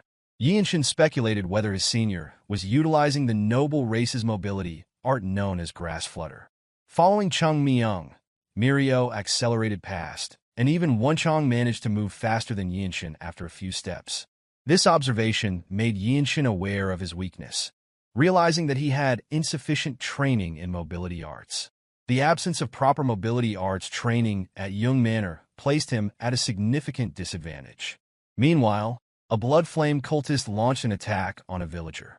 The villager demanded the return of the child, while the cultist firmly resisted, telling the crying child to be quiet. He contemplated that the child, being full of life energy, posed a different kind of noise. Before the red-haired brute could act further, Jung Yeonshin arrived and launched an attack. Unfortunately, the brute successfully blocked Jung Yeonshin's sword strike. At that moment, Jung Yeonshin positioned himself between the cultist and the villagers to shield them from harm. Additionally, he rescued the child from the brute's grasp. Surprised by the unexpected appearance of a martial artist from the Desolate fortress, the red-haired brute turned around, realizing he was in a predicament with another blue-robed martial artist approaching. Instantly, he summoned strength from his core energy and attempted to flee before Mirio could catch up. Both Jung Yeonshin and Mirio were taken aback by the brute's decision to flee rather than engage them. Ultimately, observing his remarkable speed, Mirio concluded that his mobility art likely traded his own life force for enhanced swiftness. Shortly thereafter, Wonchong arrived. Although he was faster than Yeonshin, his physical condition appeared poor, evident from his heavier breathing. Jung Yeonshin returned the child to the parent before they all retreated to rest for the night. A little later, Mirio reprimanded Wonchong, acknowledging his martial arts proficiency suitable for a white robe, but noting his insufficient stamina. She advised him to focus on improving his stamina moving forward. Yeonshin anticipated receiving similar criticism, but Mirio commended him instead. His fundamental training was exceptionally thorough, making him a rarity even among the 9 great sects and 8 great clans. She had noticed his prowess when he ran without employing any techniques. Given his physical abilities alone, it was unlikely that anyone in the Radiant Demon Squad could rival him. Mirio then remarked to Jung Yeonshin that a frail and thin member of the noble race like him could never match Yeonshin in physical capabilities. Jung Yeonshin laughed, encouraging Yeonshin not to be disheartened by his lack of knowledge in mobility arts. Despite his reassurances, Jung Yeonshin recognized Yeonshin's underlying disappointment. Approaching a nearby tree, Jung Yeonshin offered to teach Yeonshin the mobility arts he employed. This gesture surprised Yeonshin, as he believed Jung Yeonshin's mobility art was an exclusive skill. Jung Yeonshin clarified that it was not a technique from his household's martial arts, but rather the movement style of the noble races. Typically, individuals couldn't master it even with understanding, but Jung Yeonshin believed Yeonshin might have the potential. He cautioned Yeonshin not to rejoice prematurely, noting that no one in the Radiant Demon Squad had been able to learn it. Mirio added that although Jung Yeonshin had taught interested members of the Radiant Demon Squad, none had succeeded. Soon after, Jung Yeonshin demonstrated the movement, explaining that while it was termed a mobility art, it relied on nothing physical.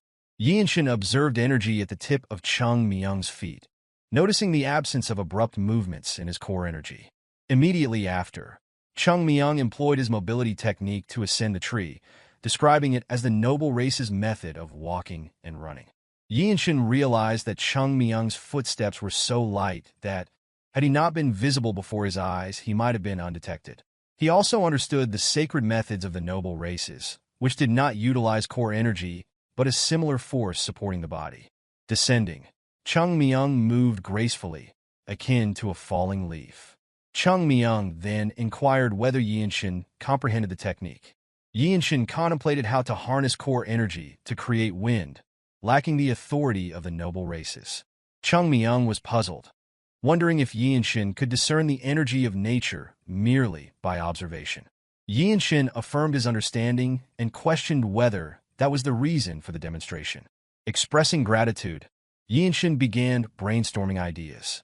He continued to ponder the execution of the technique extensively. Realizing it would take time, Wonchong entered the inn to secure a place for rest. Meanwhile, Yeonshin immediately began cultivating, striving to find a way to utilize his energy to develop a mobility art.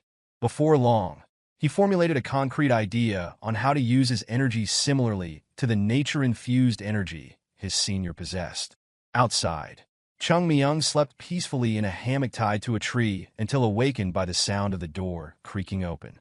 Yeonshin ventured out in the middle of the night, ignoring Chung Myung's solitary rest. He moved to an open area and concentrated his inner energy at the tips of his feet. Chung Myung was astonished to witness Yeonshin replicating his technique within the same night.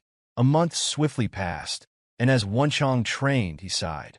It was hard to believe that Yeonshin had mastered the noble race's mobility art. Chung Myung remarked that no one could deny Yeonshin's qualities as a martial arts founder. Eventually, even their captain chose to concentrate on his own mobility arts. This reminded Mirio of Ma Jin's advice, prompting her to assess whether Yeonshin was worthy of becoming her superior. On this note, Wonchong inquired whether it was acceptable to send Yeonshin alone on the mission. Mirio responded that the enemy should be the ones to fear, advising them to remain inside for another month. Additionally, she stated that since it was merely a reconnaissance mission, Yeonshin alone would suffice. Although Yeonshin's heart brimmed with joy, he felt lighter with each step. The balance between speed and effort had significantly improved compared to before. Soon, he arrived in front of a wooden house. After several hours of running, he had finally located their hideout. His next move was to return and inform the others. Suddenly, Yeonshin witnessed a horrifying sight. A blood-flame cultist leisurely sucking the essence of a young boy. This act starkly contradicted everything Yeonshin believed in. Determined, Yeonshin chose to reveal himself, calmly approaching the man. The cultist questioned the identity of the young man, daring to approach him in broad daylight. A gluttonous smile spread across the cultist's face as he eyed Yeonshin. A brazen young man radiating life energy, standing alone in such an unexpected place. Rising to his feet, the man reached for his sword at his waist and advanced toward Yeonshin. He laughed joyfully, confident that a mere white robe from the desolate fortress was no match for him alone. However, before the cultist could swing his sword, Yeonshin's blade swiftly severed his neck, decapitating him. As always, Yeonshin required only a fraction of a second to execute a decisive strike, ending a life instantly. He then looked at the child, feeling a sense of fate's cruelty, reminiscent of his own family's massacre and similar tragic fate. Yeonshin gathered his core energy into his sword and prepared to strike the wooden house before him. He vowed to bury the child after resolving the situation, refusing to allow any member of the demonic cult to survive. This resolve mirrored the teachings of Ma Jin. Channeling his core energy, Yeonshin visualized the attack path toward the wooden house. He then unleashed a magnificent sword aura attack, slashing the house in half. One blood flame cultist was swept away by the horizontal sword strike, while the remaining members froze in place, bewildered by the sudden assault.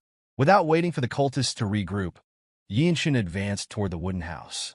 He didn't give them a chance to fight back, stabbing his sword directly into a man's heart. Yeonshin remarked that blood flame cult members believed the weak were prey for the strong, and now they were being eliminated by someone stronger. After eliminating one guard outside and two more inside the house, Yeonshin discovered a cave leading deep underground. He sensed a significant amount of energy emanating from within the cave, indicating that this was not merely a hideout for a few cultists, but a branch of the blood flame cult. Before long, a group of cultists emerged, one of them screaming that anyone daring to attack this place would meet their death. Yeonshin recognized the first cultist he had encountered in the village. Instead of fleeing upon realizing this was a branch of such a vile cult, Yeonshin chose to stand his ground and fight. Utilizing his newly acquired movement technique, he advanced to the center of the group and performed a delightful, yet deadly, sword dance. The cultists never anticipated a white-robed martial artist from the desolate fortress to attack them in such a manner. In a single breath, they were dispatched to their maker. Meanwhile, Yeonshin pondered the unnaturally vile aura emitted by such a small group of people. His thoughts were confirmed when a voice echoed from deep within the cave, expressing disbelief at the destruction caused by a white robe of the desolate fortress. Observing the shadowy figure in the cave, Yeonshin realized that this dark energy did not belong to the fallen cultists. A tall man emerged before him, and Yeonshin assessed that this individual was on a completely different level compared to those he had fought thus far. Yeonshin recalled that when a part of one's body reverts to its original state, it signifies that the person has reached the level of refining their core energy. Gritting his teeth, Yeonshin recognized the man before him as the strongest individual in charge of this place, the branch leader. From his knowledge, they were known as Blood Master Swordsmen within the Blood Flame cult. Gazing at the tiny, young boy in front of him, the Blood Flame cult branch leader declared his intention to use Yeonshin's pain to strengthen his blood. Blood Master Swordsmen are the title bestowed upon the branch leaders of the Blood Flame cult. To ordinary individuals or their subordinates, these leaders resemble death gods, and few martial masters possess the skill to defeat them. Yeonshin stands fearlessly before such a being, gathering his core energy into his sword to perform the body-sword unification. His intention is to go all out before his enemy can approach. In the past, Yeonshin had only been able to secure victory by launching a barrage of attacks before his opponent could react. Attempting the same strategy, he prepares to swing his sword for the first strike.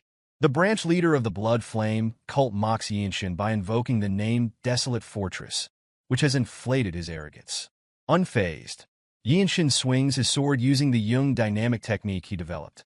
Unfortunately, the cult branch leader dodges the attack just in time. Drawing upon a movement technique learned from his senior, Yeonshin immediately advances to launch another assault. He continues to barrage the Blood Flame cult's branch leader with swift sword strikes, while the leader adeptly evades each one. Observing the intensity of Yeonshin's attacks, the Blood Master smiles and acknowledges that he is not bad. This acknowledgement somehow affects Yeonshin, reminding him of his own past helplessness after nearly losing his entire family. He grits his teeth, persists in his attacks, and steels his mind, affirming that he is no longer his former self. Spotting an opportunity, Yeonshin grabs the branch leader's hand. He uses his reinforced hand to crush the Blood Master's hand used to wield his sword. Only then does the Blood Master realize the difficulty of dealing with this young opponent. Summoning his vile core energy into his left hand, he attempts to grab Yeonshin, whom he had previously dismissed as a mere pest. However, Yeonshin proves faster, already swinging his sword to cleanly sever the Blood Master's hand. The leader screams in pain, rendered a helpless and impotent martial master. Despite this, Yeonshin does not relent, delivering the final blow with all his might. His sword strikes the center of the Blood Master's chest. The leader is incredulous, unable to believe he was defeated by a mere white-robed warrior from the Desolate Fortress. Yeonshin addresses the fallen figure, implying that the leader has only inflicted pain on others without experiencing it himself. Yeonshin allows his body to slump as he swings his sword to wipe it clean of blood. He then steadies his breathing after the fierce battle, amidst bodies lying around. Shortly after, Yeonshin notices a hole in the ground. He approaches it and witnesses the cruelty of this Blood Flame cult branch. With solemn eyes, he hopes that all the victims find peace in paradise after meeting such a fate. As night falls, Yeonshin returns with the boy, who turned out still breathing, albeit weakly. This sight surprises Wonchong, Mirio, and Chung Myung, who see Yeonshin bloodied and holding the boy in his arms. Yeonshin hands the boy to Wonchong for care, who is astonished by the boy's condition. Mirio inquires whether Yeonshin had fought someone, asking what happened and if Yeonshin is all right despite the blood on him. Yeonshin simply states that the blood is not his own. He claims to be fine and reveals that he discovered a place that appeared to be a branch of the Blood Flame cult. Mirio breathed a sigh of relief upon learning that her junior was safe, only to be taken aback by the revelation that he had discovered something so perilous. She screamed in shock, questioning whether it was truly the Blood Flame cult branch. Yeonshin explained that there were 8 red-haired Blood Flame cultists, including one who was causing trouble in Jinping County, and a particularly strong demonic cultist with red and black hair. Mirio stated that anyone with red and black hair must be a Blood Master swordsman. Consequently, Yeonshin must have found their branch. She couldn't believe that a Blood Flame cult branch had taken root and was exploiting the local population. Without uttering a word, Jung Yeonshin took his sword and placed it at his waist. He declared that regardless of the mission's nature, the Blood Flame cult was a target of the Desolate fortress that needed to be eradicated, and informed the others that they would now raid their branch. Praising Yeonshin for his remarkable achievement, he advised him to rest and walked away. Mirio concurred with his remarks, deciding to accompany Jung Yeonshin in dismantling the branch. Before departing, Yeonshin insisted that their presence was unnecessary, suggesting that they should enlist government troops instead and focus on aiding the victims. Wonchong struggled to grasp Yeonshin's statement, prompting Mirio to inquire whether Yeonshin had already defeated all of them, including the Bloodmaster swordsman. Yeonshin casually claimed that he had already killed them all. Jung Yeonshin found it hard to believe that Yeonshin had single-handedly destroyed a Blood Flame cult branch. In response, Yeonshin revealed that the mobility arts taught by his senior had significantly aided him. This revelation left Jung Yeonshin speechless, as it was unheard of for a new white-robe martial artist to contend with a Bloodmaster swordsman. Mirio then explained that the Bloodmaster swordsman possessed a peculiar regeneration ability, making it extremely dangerous to confront him alone. She wanted to know how the battle had unfolded. She detailed that some had driven them to the brink of death, but were ultimately stabbed in the backs and killed because they were unaware of the regeneration ability. Yeonshin presented the head of the supposed Bloodmaster swordsman with red and black hair, pondering whether he had ever utilized the regeneration ability. He felt an urge to decapitate the branch leader after witnessing the mountain of corpses he had caused. Although Yeonshin still wondered about the regeneration ability's danger, Jung Yeonshin assured him of its existence and stated that the fight was over. Upon returning to the Desolate fortress, the two blue-robe warriors reported everything to Ma Jin. He expressed surprise that a Blood Flame Master swordsman had been involved in what he had anticipated to be a simple mission. He mused that this situation might actually be advantageous, as it allowed them to witness the true capabilities of the white robes on the mission. Ma Jin then inquired about the lightning genius's behavior in life-and-death situations. Mirio doubted the accuracy of what had transpired, while Jung Yeonshin was puzzled by the question. Ma Jin clarified that if a Blood Master swordsman had been present, their forces must have been at least at the branch level, indicating a very dangerous scenario for the white robes. He surmised that they assaulted the branch by bringing the two white robes and destroying it. In the end, Mirio admitted that they hadn't actually witnessed anything firsthand. She revealed that Yeonshin had embarked on the reconnaissance mission alone and had annihilated the entire Blood Flame cult branch by himself. Ma Jin sought clarification, confirming that Yeonshin had gone alone and killed all the Blood Flame cult members, including the Bloodmaster swordsman.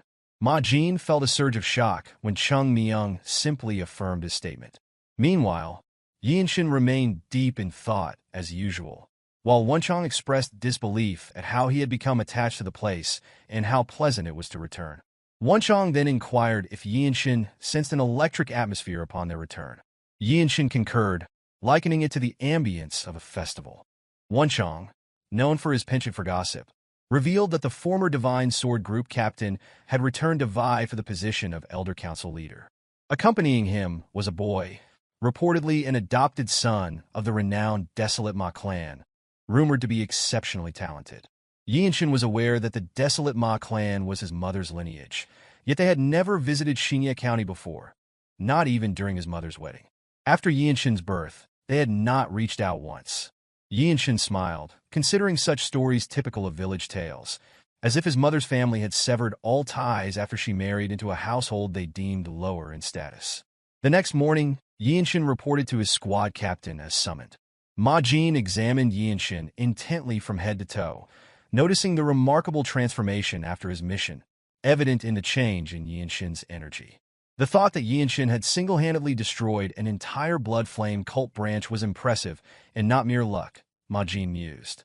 He then stood up, instructing Yeonshin to follow him, mentioning that the Fortress Master had requested a joint meeting. Yeonshin pondered why the Desolate Fortress Master, holding such a position, would seek a meeting with them. As he followed his captain, Yeonshin inquired if there had ever been instances where she requested meetings with White Robe Warrior after their enlistment. Ma Jin responded sternly that it had never happened. As they walked, people not only showed respect to the Black Robe Squad captain, but also to Yeonshin, known as the Lightning Genius.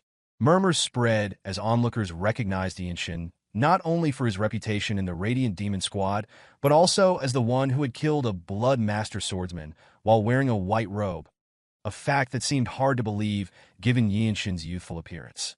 Ma Jin explained that it was natural for others to pay attention to Yeonshin. His ability to destroy a blood flame cult branch alone marked him as a martial master within the Desolate Fortress. With this in mind, Yeonshin walked confidently beside his captain to meet the fortress master. Yeonshin's perception of time was different, and he did not afford himself the luxury of it. Determined to survive, he aimed to become as strong as a Divine Sword Group captain before turning 20. His goal was to advance from white to blue, surpass black robes like his captain, and lead squads such as the Radiant Demon Squad as a purple robe or Divine Sword Group captain. They arrived at the fortress master's office, and as Ma Jin knocked on the door, they overheard her mention that the former Divine Sword Group captain had a grandchild. The old man responded by asserting that the blood of a lowly place could not travel far and expressed his desire not to bring shame to the Ma clan. Ma Jin and Yeonshin continued to wait as the old man claimed that the child accompanying him was his successor, emphasizing that despite not being from the main family, the child was exceptionally talented. Shortly after, the door opened, and Ma Jin and Yeonshin entered the room. Inside, alongside the fortress master, stood the old man, who was purportedly the former captain of the Divine Sword Group, accompanied by a young boy. The green-haired fortress master greeted the newcomers with a solemn smile on her face. Yeonshin studied her intently, pondering her intentions, until Ma Jin greeted her respectfully, prompting Yeonshin to follow suit. Yeonshin then turned his attention to the old man, the former Divine Sword Group captain and a purple-robe martial master reputed to be stronger than Ma Jin. The old man addressed Yeonshin, identifying the boy as the lightning genius from the Radiant Demon Squad. He introduced himself as Ma Yeonjiak, mentioning his past leadership of the Divine Sword Group. Yeonjiak explained that he had informed the fortress master that his adopted grandson wished to meet a martial master of his caliber. Upon hearing this, Yeonshin realized that Ma Yeonjiak was unaware of his true identity, understanding that this ignorance was why the fortress master had summoned him. Yeonjiak continued, stating that he had recently heard of Yeonshin's fame and felt that the rumors did not fully capture his reputation upon meeting him in person. The old man further praised Yeonshin's accomplishments, expressing disbelief that Yeonshin had achieved so much at such a young age. In response, Yeonshin dismissed the compliments by addressing Ma Yeonjiak as his grandfather, revealing his identity as Jung Yeonshin of the Radiant Demon Squad. This unexpected revelation surprised Yeonjiak, as it was unusual for a young child to claim such a relationship. The adopted grandson appeared confused by Yeonshin's words, while a mischievous smile played on the fortress master's lips. It was then that Yeonjiak realized Yeonshin shared the surname Jung, understanding that the child was his grandson from a daughter he had rejected. Additionally, Ma Jin was astonished to learn that Yeonshin was his sister's son, making Ma Jin Yeonshin's maternal uncle. The scene unveiled a complex family drama that fell and enjoyed by the fortress master. Yeonshin exhibited a dumbfounded expression upon discovering that Ma Jin, his squad captain, was also his uncle.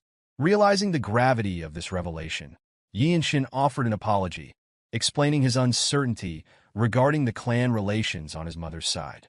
He further mentioned that even members of his father's now-destroyed clan had largely given up on him. This confession led to another surprise in the room, the revelation that the Jung Manor had been destroyed. Observing the others' reactions, Yeonshin understood that they were unaware of the Jung Manor's fall. Yeonjiak felt a surge of pity for Yeonshin and requested permission from the fortress master to speak with him privately. The fortress master remained silent, prompting Yeonshin to step forward and declare that his mother was not a member of his grandfather's clan, leading him to feel that he did not belong there. He added that, as a warrior of the Desolate Fortress, he respected the old man's accomplishments but was uncomfortable engaging in further personal conversations. For the first time in this drama, the fortress master spoke, expressing her appreciation for Yeonshin's spirit. At that moment, the adopted grandson erupted in anger, unable to accept Yeonshin as his grandfather's direct descendant. He continued to rant, questioning how Yeonshin could show such disrespect to the former Divine Sword Group captain. completely forgetting that he was in the presence of the Desolate Fortress Master. Yeonshin responded by stating that he had no need for the adopted grandson's acknowledgement, asserting his identity as the Radiant Demon Squad's lightning genius rather than a member of the Ma clan. Smirking at these words, Yeonshin caused the adopted grandson to flush with anger. The grandson then sought his grandfather's permission to duel Yeonshin, aiming to prove that Yeonshin was unworthy of being the old man's blood relative. In response, Yeonshin revealed that agreeing to the fight was unnecessary. He added that if an exchange for learning was requested, he would gladly comply, emphasizing that he had no need to prove his value to the Ma clan. This saddened the old man for his earlier remarks while simultaneously angering his adopted son. Yeonshin noticed the iron gauntlet on his waist, realizing that the kid had mastered the Ma clan's Fist of Palm strikes. The Fortress Master then explained that Yeonjiak was an old-time friend who had journeyed with her for a long time, and the Lightning Genius was a promising subordinate. She expressed that any conflict between them would place her in a difficult position, so she preferred the matter be settled between martial artists, advising them to bet on what they desired from each other. Turning to Yeonshin, she acknowledged that the duel offered no benefit to him. Thus, as a friend to Yeonjiak, she declared that regardless of the duel's outcome, she would grant Yeonshin one request. Yeonshin responded cryptically, leading the Fortress Master to explain that granting the fruit of the Tree of Life was not possible at the moment. She added that even if Yeonjiak made such a request, it would yield the same result since he had already received a different reward for his contributions as the Divine Sword Group captain. Instead, she offered to teach Yeonshin one of her vital energy techniques. This offer intrigued Yeonshin and surprised the two martial masters present. The opportunity to learn from the Fortress Master, renowned as the strongest in the world, was significant. Observing the other kid, Yeonshin saw his excitement to learn martial arts rather than follow his grandfather's will if he won. Yeonshin was unwillingly accept the duel, disliking the idea that his mother's clan would endorse such a successor. Shortly after, they assembled in the arena exclusively designated for the Fortress Master to engage in battle. The Fortress Master informed them that the arena was theirs alone and they could do as they wished. Yeonshin maintained his usual aloof expression, appearing calm and confident as the kid prepared for the fight, his hand crackling and the iron gauntlet on his arm. Observing his grandfather and uncle, Yeonshin concluded that the Radiant Demon Squad was sufficient for him at the moment, eliminating the need for the Ma clan. Taking a deep breath to assess his opponent's potential benefits, Yeonshin raised his hand and twitched his finger, provoking the kid to continue, which further angered the child. The kid dashed forward, ready to unleash a powerful punch on Yeonshin. Yeonshin easily pushed the punch away, cleanly dodging the strike. Noticing the kid's superior energy, Yeonshin speculated that the child had consumed potent elixirs. Preparing to counter the next attack, Yeonshin activated his Jung dynamic technique. The kid launched a barrage of punches, but Yeonshin either took a half step aside or deflected them to neutralize the assault. The kid's attacks varied between seemingly punching air and feeling as though striking a solid stone wall, causing him to wonder why Yeonshin hadn't drawn his sword. Yeonshin replied that the kid's fist strike techniques were sufficiently impressive. As the kid's anger intensified, he mustered more core energy and, releasing all his held-back power, charged again. This time, Yeonshin decided to meet the attack head-on. Despite having less energy, Yeonshin neutralized the initial technique and was only slightly pushed back. Demonstrating his movement technique, he floated and landed gracefully, resembling the movements of the noble races. The kid was astonished that his fist technique didn't even make Yeonshin break a sweat. Yeonjiak watched in awe as his grandson, whom he had once considered useless, proved to be highly capable. Meanwhile, Ma-jin and the Fortress Master observed, having already anticipated Yeonshin's skill. True to his warrior name, Yeonshin exhaled a breath of relief, admitting he had only considered a strong fist strike technique. He then waved his hand to gather his core energy, announcing that by the count of 10, the fight would end. Yeonjiak recognized Yeonshin's talent, but believed ending the fight in 10 moves was unrealistic. Ma-jin clarified that Yeonshin didn't intend to end it in 10 moves. Knowing his talent, Ma-jin anticipated Yeonshin would create a new martial art and conclude the fight in 10 seconds. Meanwhile, the Fortress Master smiled contentedly, anticipating Yeonshin's capabilities. Conversely, The kid calmed down slightly, stating that within those 10 seconds, he would give his all. He gathered his core energy into his arm, radiating yellowish energy throughout his body. Yeonshin considered this positive, noting that the kid had calmed himself instead of getting overly excited by the initial confrontation. Additionally, Yeonshin sensed from the waves of core energy that the kid had been trained finely by his grandfather, a purple robe and a respected figure in the world. Yeonshin recognized the kid's technique well and suggested using a palm strike instead of a fist strike if preferred. He stated that he didn't need the kid's advice in return and encouraged the kid to simply do his best. These constructive words only fueled the kid's anger, prompting Yeonshin to add that the kid would be able to demonstrate plenty of skills in return. Gathering all his physical power into his step, the kid charged forward, channeling every bit of core energy into his fist. Yeonshin decided to meet the strike with his newly created fist strike, retracting his hand and performing an energy accumulation discharge. Their fists collided evenly, surprising the kid with the strength Yeonshin could exert despite Yeonshin having less core energy. Yeonshin didn't stop there. He used a rotational step to charge back toward the kid. With a single glance, Ma-jin realized that Yeonshin had accumulated more energy instead of depleting it. Utilizing this, Yeonshin executed another accumulated energy in his second strike, leaving the kid unable to prepare his fist strike in time. This strike broke the kid's defense, and a small smile appeared on Yeonshin's face, pleased with his new fist technique. Ma-jin was further surprised, noticing that Yeonshin had drawn inspiration for this second strike from the fusion fist strike. The kid understood that Yeonshin was growing stronger with each attack and glanced fearfully at his grandfather, worried about disappointing him. In the end, the kid gritted his teeth and gathered his energy into his arm once more. Observing this, Yeonshin praised the kid's abilities and asked him to show more, which only irritated the kid further. The kid decided to attack with a palm strike. Meeting the attack, Yeonshin employed his accumulated energy for a third strike, completely destroying the kid's palm technique and pushing him away. Not stopping there, Yeonshin used the palm strike he had observed moments before in a fourth move. A mischievous smirk appeared on his face as he turned the kid's own technique against him. The kid couldn't believe he was about to lose to someone like Yeonshin as Yeonshin performed his fourth strike. Yeonjiak was astonished at how the fight concluded within 10 seconds. The kid coughed and couldn't move after taking the strike to his chest. Yeonshin looked at him with indifferent eyes, now recognizing the truth firsthand.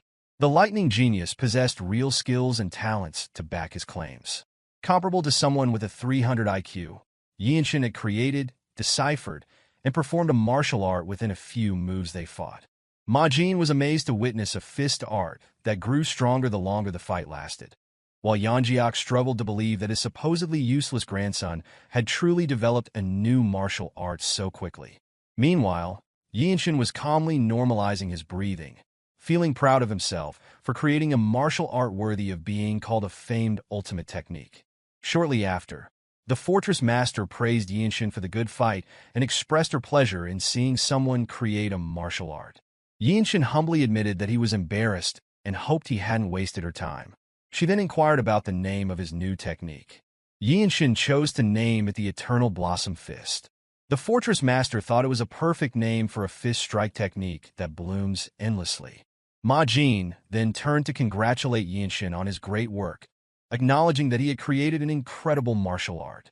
Despite the praise, Yeonshin felt somewhat unhappy, believing he had only managed to work out its framework and was unsatisfied with the moves. He mentioned that when using palm strikes, he relied entirely on the Radiant Demon Arts movement.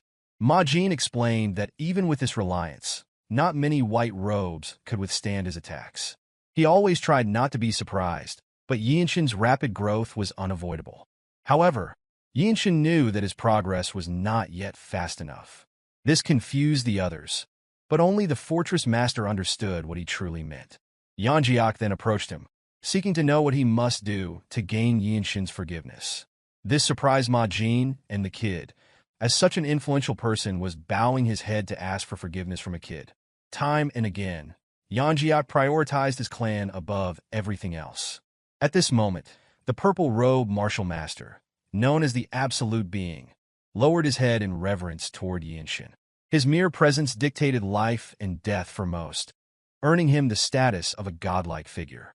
Yet, this display evoked a sense of irritation in Yeonshin. Eventually, Yeonshin expressed that seeing his grandfather in such a state was a heavy burden. He remarked that the past could not be undone and that the maternal side of his family felt like strangers to him. To Yeonshin, the Radiant Demon Squad was his true family. Yeonjiak, determined to win his grandson over, proposed building bonds over time. However, Yeonshin declared that he lacked time for anything beyond improving his martial arts. He then asserted that he had won the duel his grandson had recklessly initiated and demanded respect as a martial artist. The Fortress Master, noticing Yeonshin's predicament, intervened and suggested settling the matter. She offered to teach Yeonshin any martial arts he needed when the time came and allowed him to make a single request of the Ma family. Yeonshin, already prepared, planned to deliver his request through Ma Jin, his captain, at the appropriate moment. Ma Jin found himself irritated by this, as the boy seemed to reduce him to the role of a messenger. Once the matter was resolved, Yeonshin and Ma Jin returned to their barracks. On the way down the stairs, Ma Jin mentioned an upcoming mission that could benefit Yeonshin. A few days later, Ma Jin led a group of Radiant Squad members, including Yeonshin, Wonchong, Mirio, and Chung Myung, to Sien County. Yeonshin recalled Ma Jin's words about the mission, which involved recovering the Plum Blossom Pill, an elixir treasured by the Manhwa Sect. The sect had lost it, prompting a widespread search among various martial artists and groups. Their role was to assist the Manhwa Sect in this endeavor while minimizing casualties. Yeonshin remarked that the conflict presented an opportunity to test his sword skills in real combat. Ma Jin explained that the mission would allow Yeonshin to face renowned martial artists, offering unparalleled growth through battle compared to mere solo training. As they journeyed, Wonchong complained about the requirement to remain out of uniform, a necessity to conceal their affiliation with the Desolate Fortress. Amused by Wonchang's antics, Ma Jin led the group onward. Eventually, they encountered martial artists from the Manhwa Sect. Sage Cheonju, leader of the Plum Blossom Swordsmen and one of the top martial masters, greeted them. Yeonshin immediately recognized the name, recalling his status. To match this rank, Ma Jin, a black-robe martial artist, had taken charge of their group. Cheonju, in turn, recognized Mirio as the Zen Demon Sword and Chung Myung as the Azure Eye Sword Demon. He knew who they were and felt no need for introductions, having already fought alongside them before. The revelation that Chung Myung's warrior name was Sword Demon intrigued Yeonshin. Among the Manhwa Sect's group, he noticed a particular young man. As Yeonshin surveyed the assembly, Cheonju suddenly approached and looked down upon him.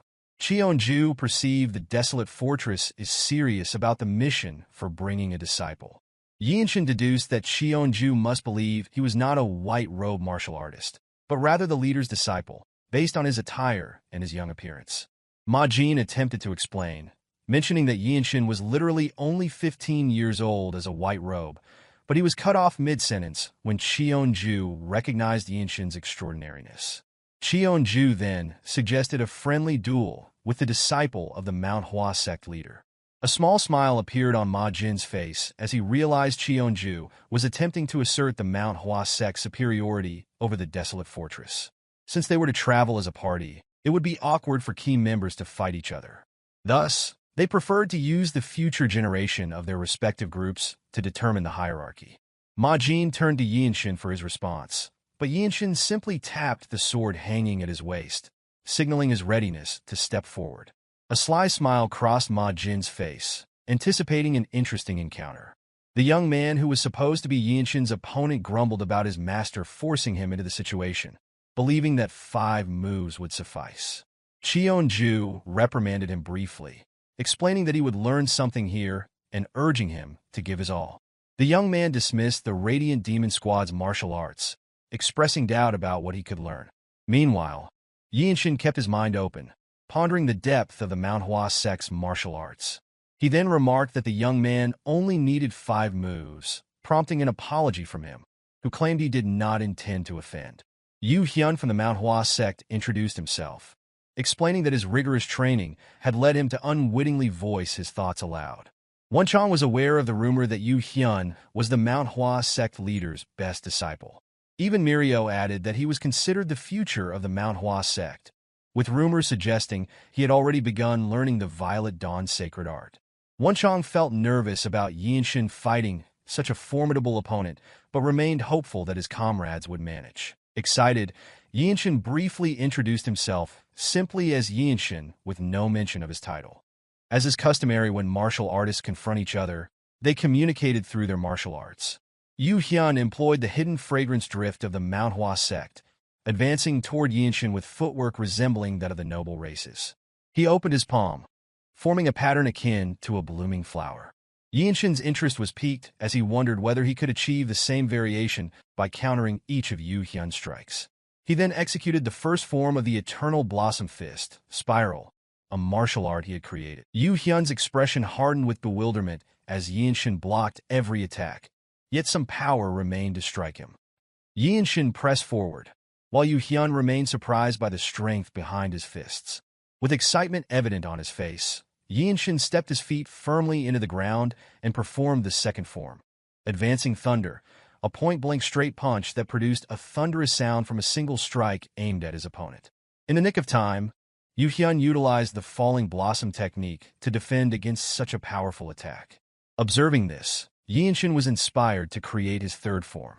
He proposed extending the fight slightly longer, smiling with the intention of lasting about 10 seconds. Yeonshin continued to advance, his clenched fist imbued with internal energy. Cheonju appeared disappointed as he watched the Manhwa disciple being overpowered, while Ma Jin was pleased with the fight's progression. An ethereal wave of energy erupted from Yeonshin's left hand, blooming and bursting like a fireworks display of flowers, generating a powerful shock that struck Yu Hyun down. The force matched that of the second form, knocking Yu Hyun to the ground. The martial masters from the Manhwa sect were left confused. Should they be angered that their future was lost or pleased by the insight they had witnessed? Yeonshin felt satisfied with his performance of the move and decided to incorporate it as the third form of the Eternal Blossom Fist and named it the Blossoming Petal Fist. Silence enveloped the area as everyone pondered what had transpired. The future of such an ancient sect had been defeated by an unknown individual in just 3 moves. Realizing the potential embarrassment, Cheonju commanded his men to take Yu Hyun back. He then addressed Ma Jin, commenting that the Desolate Fortress had been raising a dragon and speculating on how much more they would cleanse Mirim in the future. Ma Jin responded that this was quite an exaggeration, explaining that the Desolate Fortress would not act unless ordinary people were harmed. Cheonju remarked that the convenient justification remained unchanged before turning his attention to Yeonshin. He praised Yeonshin, noting that he had witnessed some excellent martial arts today, resembling the Falling Blossom technique, though it was unlikely that the Manhwa sect's martial arts were connected to Yeonshin's. Cheonju admitted that he was unaware such martial arts existed, and even suggested that if Yeonshin ever left the Desolate Fortress, the Manhwa sect would welcome him. This surprised Ma Jin, who immediately told Cheonju to stop as he had crossed the line. Cheonju raised his hand to halt Ma Jin, admitting that his greed had overcome him, causing him to make a fool of himself. This was all because such remarkable talent was right before him. Despite this, Ma Jin was clearly irritated by Cheonju's words. Meanwhile, Mirio sent a sound transmission to Yeonshin, expressing that he was incredible and acknowledging that he was struggling. Yeonshin nodded slightly, as the third move he had performed had exhausted almost all of his internal energy. The Eternal Blossom Fist technique he had created delivered powerful attacks in every stance, but it also consumed a significant amount of internal energy. For the time being, he would have to use a sword in actual combat. After they hurriedly found a room at an inn, Jung Yeonshin lazily instructed Yeonshin to open his middle dantian quickly, explaining that if his internal energy was insufficient, he would need to supplement his stamina. Yeonshin immediately sat and asked what that meant.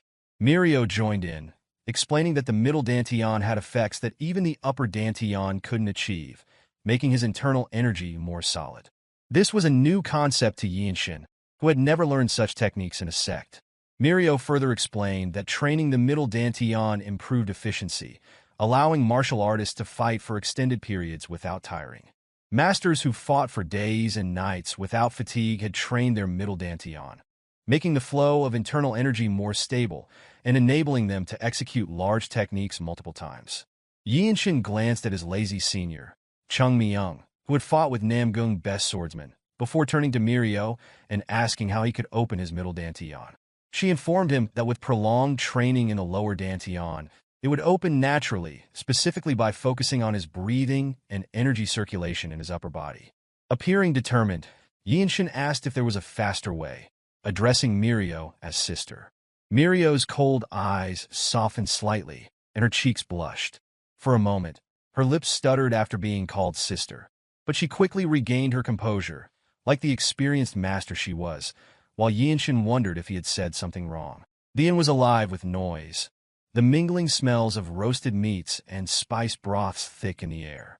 Every corner seemed occupied, making it difficult to spot an empty seat amidst the bustling crowd.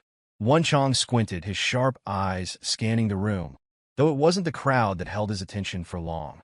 Mirio, seated across from him, suddenly stood, her movements sharp and deliberate. There was an edge to her presence now, as though a blade had been unsheathed within her. At the same time, Ma Jin leaned forward, his tone steady as he laid out the situation. He identified the stealthy demons, infamous thieves operating north of the Yangtze River, as the culprits behind their current predicament. By the time Mirio returned to her seat, her expression was unreadable, though her energy seemed no less intense. Ma Jin continued, addressing her directly as he closed his eyes, confirming that the stealthy demons were indeed the ones who had stolen her martial arts manual. To him, the connection was as clear as day. Wonchong turned toward her, his voice tinged with curiosity. He questioned whether they had stolen from a blue-robed warrior of the Desolate fortress, though his words seemed to prod more than accuse.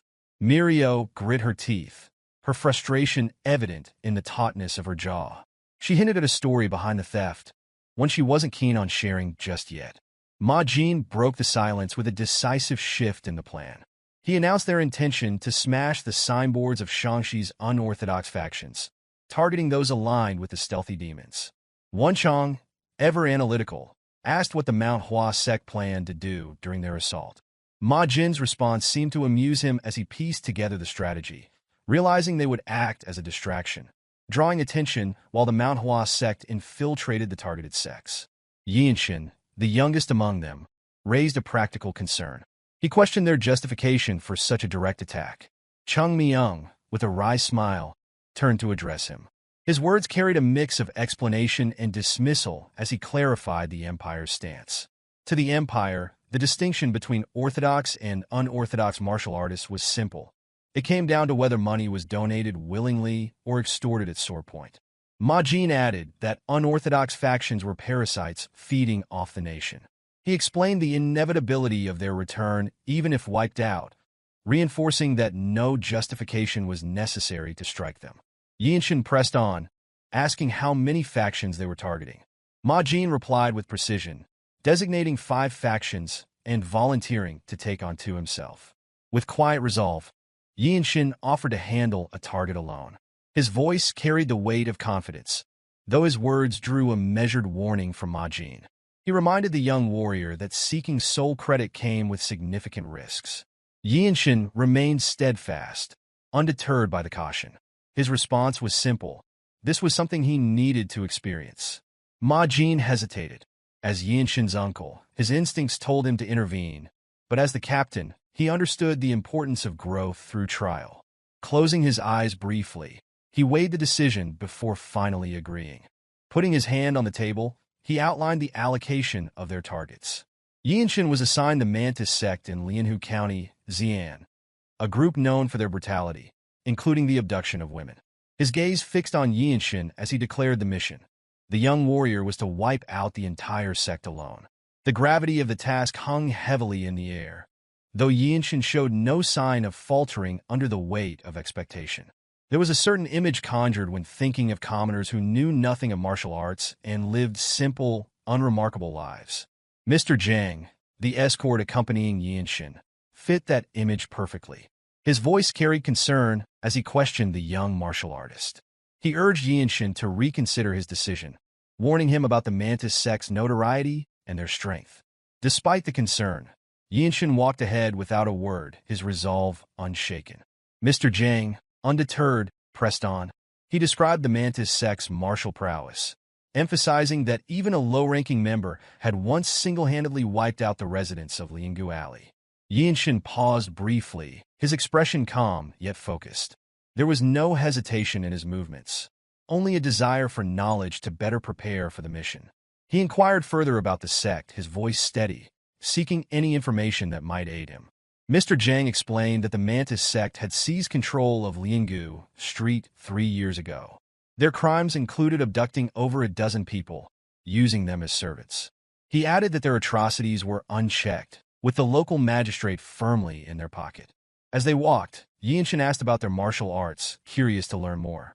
Mr. Jang mentioned that the sect was known for using a variety of weapons, though few details about their skills were clear.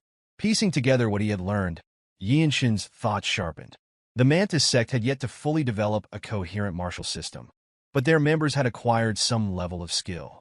He questioned the state of those held captive and why the government had not intervened, only for Mr. Jang to confirm that the magistrate's allegiance made outside help impossible.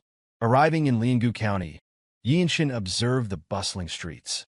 Although it was said to rival Shinya County, the area felt far more developed, straddling the line between a thriving city and a sprawling village. They entered a market street, but something unusual caught Yeonshin's attention. His gaze shifted toward an unsettling scene. Several women tied up as though they were criminals, their families weeping nearby, but too fearful to approach. 5 martial artists sat nearby, swords resting casually at their sides. Their careless demeanor contrasted sharply with the anguished cries of the families. Yeonshin approached deliberately, his voice cutting through the tense atmosphere as he questioned the scene before him. The sight of the great Ming dynasty's laws being so brazenly trampled sparked quiet anger within him. No response came from the men. Instead, one of them, a bald thug gripping a knife, smiled before hurling the blade through the air toward Yeonshin. It lacked any real power or skill, more a taunt than a threat. Without hesitation, Yeonshin caught the knife in his hand. With a single, fluid motion, he executed a delightful sword strike, releasing the blade with precision. The knife, propelled by the force of his attack, shot forward like a flash of light, piercing through the air. The bald thug dropped instantly, the blade embedded in his head, and he dropped lifeless as though nailed to the ground. The remaining 4, momentarily stunned, quickly rose, their gazes hardening as they drew their weapons. One mocked Yeonshin, questioning where such a young fighter had learned martial arts and ridiculing his dagger stance. Another advanced, commenting on Yeonshin's speed and skill, his sword drawn in challenge. Yeonshin remained silent, watching them calmly, as though their words weren't worth answering. Then, without fanfare, he drew his Desolate sword. The polished white blade gleamed under the sunlight, its immaculate condition a testament to its care. When one of the men commented on the weapon, his tone shifted, filled with greed as he suggested offering it to their sect leader. The words had barely left his mouth when Yeonshin's blade moved. Its dazzling trajectory cut through the air, leaving a burst of blood in its wake. The man's head split cleanly, the blade continuing down through his torso before his lifeless body collapsed. The remaining men began to understand that this young swordsman was no ordinary martial artist. Before the 3 could even turn to face him, the path of the white sword blazed in swift arcs. Demon's Light, a technique of the swift sword, cut through the air with deadly precision. The sensation of 3 consecutive strikes traveled up Yeonshin's arm as his sword wave landed perfectly. Their bodies had no time to react. By the time they might have moved, their upper torsos were already severed cleanly from their lower halves. The lifeless forms collapsed to the ground, one after another. Yeonshin turned his focus to the bound women, his movements fluid and efficient as he cut through the ropes that held them captive. Gratitude filled the air as the freed women lowered themselves into deep bows. Families rushed forward, sobbing as they embraced their loved ones. Mothers, wives, and daughters finally returned to their arms. Yeonshin, however, found no satisfaction in the scene. His focus remained sharp as he turned to Mr. Jang, his question cutting through the reunion. Mr. Jang responded quickly, pointing toward the end of the road. The crowd, still reeling from the chaos, retreated into the shadows, ensuring they remained out of sight. Only Mr. Jang stayed behind, silently following Yeonshin as they made their way to the Mantis sect. The entrance gate of the sect loomed ahead, its signboard boldly marking the territory. Without hesitation, Yeonshin stopped briefly in front of the gate, raising his leg and channeling inner energy through the Jang dynamic technique. The power gathered in his strike surged, and with one explosive motion, he released it. The gate shattered instantly, fragments of wood and metal scattering across the ground. Stepping through the destruction, Yeonshin entered the training hall. Around 30 martial artists stood in formation, weapons drawn, their gazes fixed on the intruder who had already taken down 5 of their own. Yeonshin's expression remained calm, indifferent to the sight before him. Observing their readiness, he noted how quickly the news of his arrival must have traveled. The speed of their organization spoke volumes, though it did little to faze him. With his sword drawn, Yeonshin stepped into the center of the yard. He was surrounded by martial artists who remained motionless, their gazes locked onto him with murderous intent, as though biding their time to strike. Tales often spoke of unrivaled supreme masters who could vanquish armies single-handedly. A middle-aged man standing alone on the stairs leading to the main yard frowned deeply, seemingly incredulous. The young intruder had supposedly killed their disciples, a claim that hung heavy in the air. Yeonshin's eyes moved to the man's attire, a long robe adorned with intricate depictions of spiritual creatures, including the 4 divine beasts and dragons. Such clothing was a bold statement, one reserved exclusively for the emperor. The thought crossed Yeonshin's mind. Was this man a rebel for daring to don the dragon robe? Descending the stairs with measured steps, the man who appeared to be the sect leader ordered the others not to interfere. He remarked with a trace of eagerness that it had been a long time since he had felt the edge of a blade, unsheathing his sword as he spoke. He addressed Yeonshin with disdain, questioning why the young man had chosen to reveal himself before their sect, even if he fancied himself a hero. In an indifferent tone, Yeonshin countered by asking for the man's name. The question prompted a mocking reply. Someone about to die, the sect leader declared, had no need to know his great name. Yeonshin, maintaining his composure, explained that he needed the name of the sect leader to claim credit for his merit. As he spoke in a low voice, he began channeling energy with the Jung dynamic technique throughout his muscles. At that moment, he merged his essence with the Desolate sword, his true energy heightening his awareness, and felt the sect leader's sword intent. The praying Mantis sect leader charged, wielding his sword with a ferocity that rode the wind. Yeonshin observed intently, recognizing the swift sword movement the man employed, an advanced technique Yeonshin himself had mastered.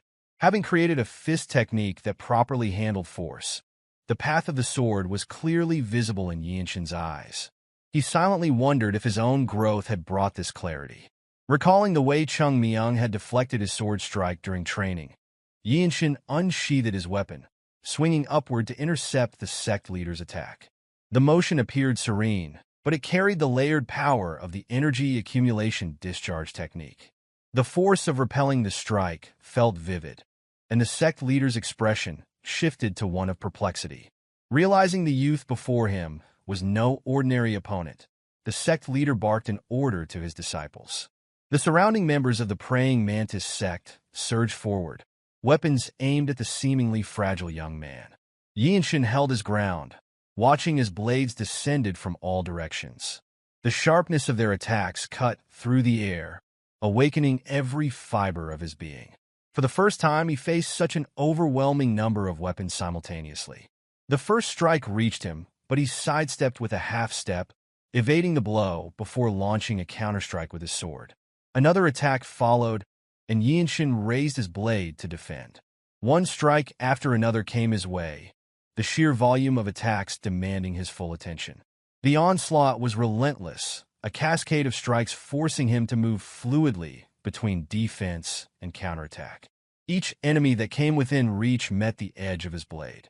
The chaotic lines formed by the flurry of blades became visible in Yeonshin's mind. Paths carved through the melee emerged with clarity, guiding his movements. His body, attuned to the wind, danced between the strikes, each motion calculated. With the Desolate sword in hand, he struck through gaps in the assault, weaving through the chaos to deliver fatal blows. The layered energy of the attacker's weapons refined Yeonshin's swift sword technique, which now merged seamlessly with his Desolate sword. His strikes, precise and devastating, followed trajectories only he could perceive. His sword danced brilliantly, his blade leaving death in its wake. Before long, Yeonshin found himself standing before the sect leader once more. Yeonshin observed the man standing before him, with the lifeless bodies of the disciples he had slain scattered behind him. The sect leader muttered in surprise, questioning the situation. According to the teachings of his seniors, one must take the initiative in a group battle. Yeonshin reflected internally. True energy surged through his body like wildfire, racing through the three main meridians in an instant. His sword-wielding hand tightened, channeling his force as though it were a fist. The power of the eternal blossom fist gathered in his arm, culminating in the execution of its second form, the advancing thunder. Though armed with a sword, Yeonshin infused his strikes with the essence of the fist technique. Mastering the rhythm of the Desolate sword wave, he moved with precision. A fierce wind accompanied his charge, closing the distance between him and the sect leader in mere moments. The man's face, etched with surprise, loomed closer in Yeonshin's sight. With swift resolve, Yeonshin struck downward, his blade aimed for the sect leader's head. Before the sect leader could utter a word, a pure flash of sword light cut through the air. The merciless strike sent a shuddering sensation reverberating through the battlefield. When the dust settled, the lifeless body of the Mantis sect leader lay silent. The overwhelming force of Yeonshin's strike had left unmistakable evidence of its power.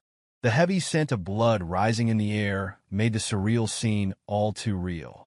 Declaring his resolve, Yeonshin proclaimed his intent to destroy the signboard of the praying Mantis sect. He turned his gaze toward the remaining disciples, who stared in disbelief. One disciple murmured a question, his voice trembling. Another exclaimed in sheer disbelief, calling out in desperation. Amid the chaos, a disciple clad in a purple robe screamed, his voice ringing with urgency, "Which is to summon the blood sword?" Yeonshin paused, contemplating the mention of the blood sword. He inquired calmly, yet firmly, whether they were referring to the Blood Master Swordsman and if the Blood Flame cult was supporting them. The two disciples halted, surprised by his question. In the next instant, Yeonshin grabbed one of the disciples by the neck, his strength enhanced by the Jung dynamic technique. Forcing the man to his knees, he commanded him to speak. The disciple stammered, admitting that the Blood Master Swordsman was resting in the annex nearby. Yeonshin considered the situation. If it was truly the Blood Master Swordsman, there was no way such a formidable figure would fail to sense the intensity of this battle. A sudden attack disrupted his thoughts. A sword imbued with core energy hurtled toward him silently, slicing through the air without warning. Yeonshin's Desolate sword, strengthened by layers of true energy coursing through his right arm, intercepted the strike with a resonant clang. The vibrations spreading through his hand were sharper and more intense than anything encountered thus far in the praying Mantis sect. A figure leaped past Yeonshin, retrieving the fallen weapon.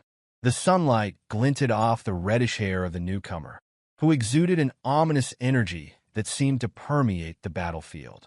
With a voice laced with disdain, the Blood Master Swordsman remarked that Yeonshin had blocked the strike. The carnage surrounding them, he observed, could only be the young swordsman's doing. Unperturbed, Yeonshin responded calmly, noting that carnage was a word ill-suited for someone like the Blood Master Swordsman. His thoughts solidified. This was indeed the Blood Master Swordsman of the Blood Flame cult. The man before him had hair streaked with red and black, his mouth stained with dried blood. Wielding an iron sword that radiated ominous energy, the Blood Master Swordsman exuded a malevolence that filled the air, setting the stage for an inevitable clash. Ma Jin's earlier remark surfaced unbidden in Yeonshin's mind, a memory from a conversation about Yeonshin's recent feats. Ma Jin had joked that slaying 5 Bloodsword Masters would earn recognition as a blue warrior, regardless of age. The humor in his tone had been evident, given how rare it was to encounter the Blood Flame sect, let alone defeat its members. Yeonshin's thoughts lingered only briefly before he muttered a single word to himself. Lucky. Then, with an air of cold resolve, he added that only 3 remained. Across from him, his opponent made no response. In the past, such an adversary might have recklessly charged forward, heedless of the warning in Yeonshin's tone. But now, things had shifted. Wariness marked every movement of the Swordsmaster, whose cautious sidestep betrayed a deep recognition of the danger before him. This opponent was no novice. Unlike the members of the praying Mantis Sect, the Swordsmaster had sensed the full extent of Yeonshin's power. But Yeonshin had no intention of waiting for an attack. With precision, his foot struck the ground, sending a surge of energy rippling through his body. The second step he took carried intent, a deliberate act that resonated with power. The distance between them vanished as Yeonshin unleashed the radiant demon's swift sword technique. The blade carved a sharp trajectory through the air, colliding with his opponent's weapon. The impact echoed as steel clashed with steel, the force of Yeonshin's strike driving his foe backward. Though the enemy had managed to block the attack, the momentum had shifted unmistakably in Yeonshin's favor. This fight needed to end quickly. The Swordsmaster was formidable, but prolonging the battle in the heart of the praying Mantis Sect would diminish Yeonshin's chances of survival. His piercing sky-blue eyes swept over the swordsman's form, analyzing every subtle movement with a clarity honed by countless battles. As his opponent retreated, Yeonshin sensed the gathering energy in the man's left hand, an unmistakable sign of an impending counterstrike. The opening revealed itself. Instinct guided Yeonshin's body, bypassing thought as he acted. Energy coiled around the Desolate sword, channeling the spiral force of the Eternal Blossom Fist into his next strike. The combination of precision and speed compressed the space between them as Yeonshin surged forward. The strike was swift and efficient. Blood sprayed faintly into the air, carried by a gentle breeze.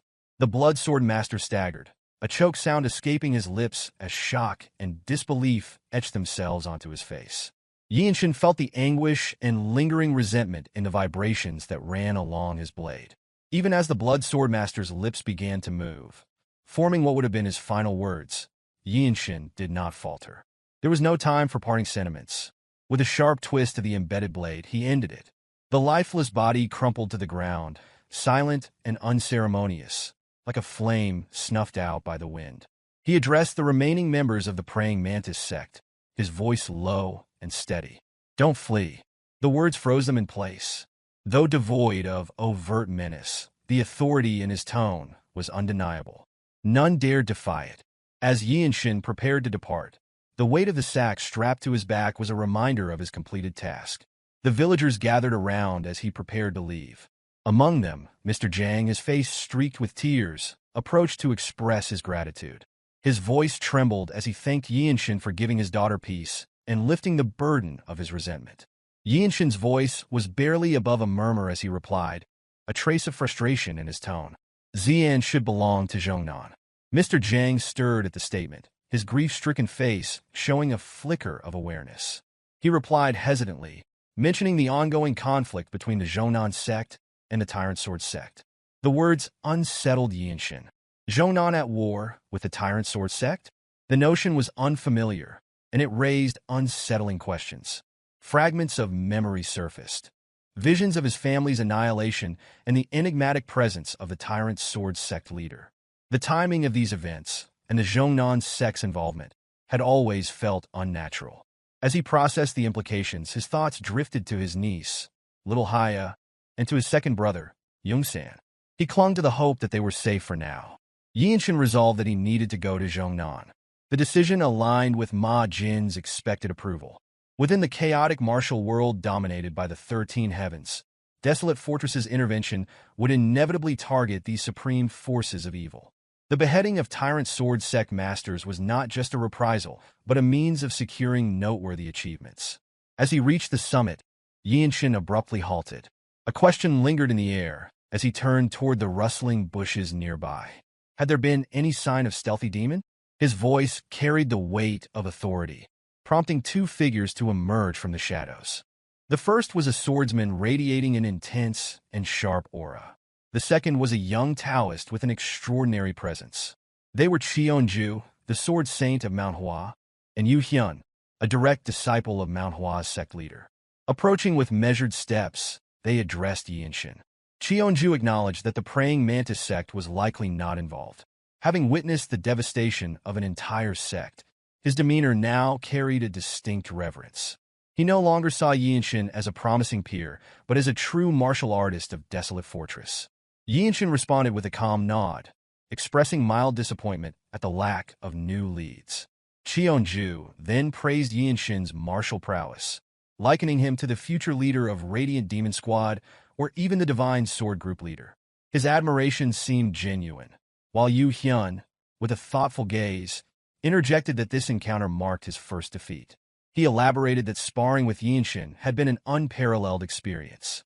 Among his peers, none had posed such a challenge. When Yeonshin inquired about the lack of similarly skilled disciples within Manhwa, Yu Hyun admitted there were none of his age within the sect leader's lineage. His suggestion of forming a friendship was met with a curt, yet not entirely dismissive reply. Yeonshin had no intention of visiting Manhwa, but left the door open for Yu Hyun to seek him out, on the condition that he performed new martial techniques each time. Flustered but encouraged, Yu Hyun brightened at this prospect. Upon arriving at the inn where they had first stayed, their camaraderie reached a temporary pause. Yeonshin ascended to Ma Jin's room, where he was greeted with an astute observation. Jung Yeonshin noted the subtle changes in Yeonshin's energy, while Mirio immediately instructed him to apply some medicine to treat the lingering injuries. Ma Jin's voice pierced the tense air, edged with curiosity and a growing sense of unease. He questioned the progress of the mission. Without a word, Yeonshin loosened the ties and let its contents spill onto the table. Gasps rippled through the gathered, their faces filled with shock. Lying before them was the severed head of the Swordsmaster, accompanied by the shattered remnants of the praying Mantis Sect's signboard. This was no mere stroke of luck. The incident in Jinping County had not been an isolated fluke. He reached out to Yeonshin, ruffling the boy's hair in a rare gesture of approval. Ma Jin muttered. The mention of involvement from the Blood Flame Sect tightened his expression, the scars on his face seeming to deepen as tension gripped him.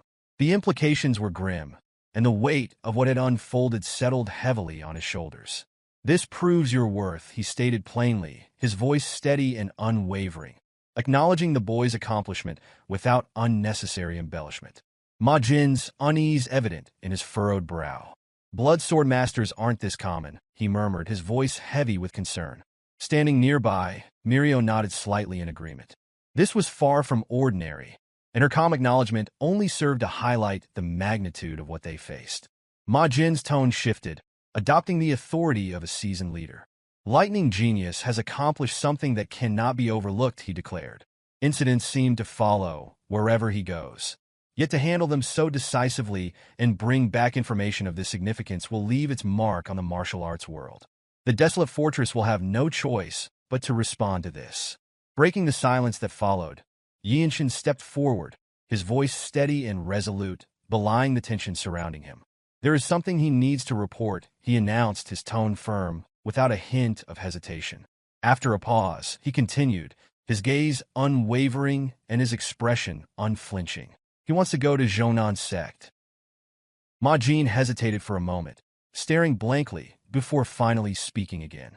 He asked if Yeonshin truly intended to go to Mount Zhongnan.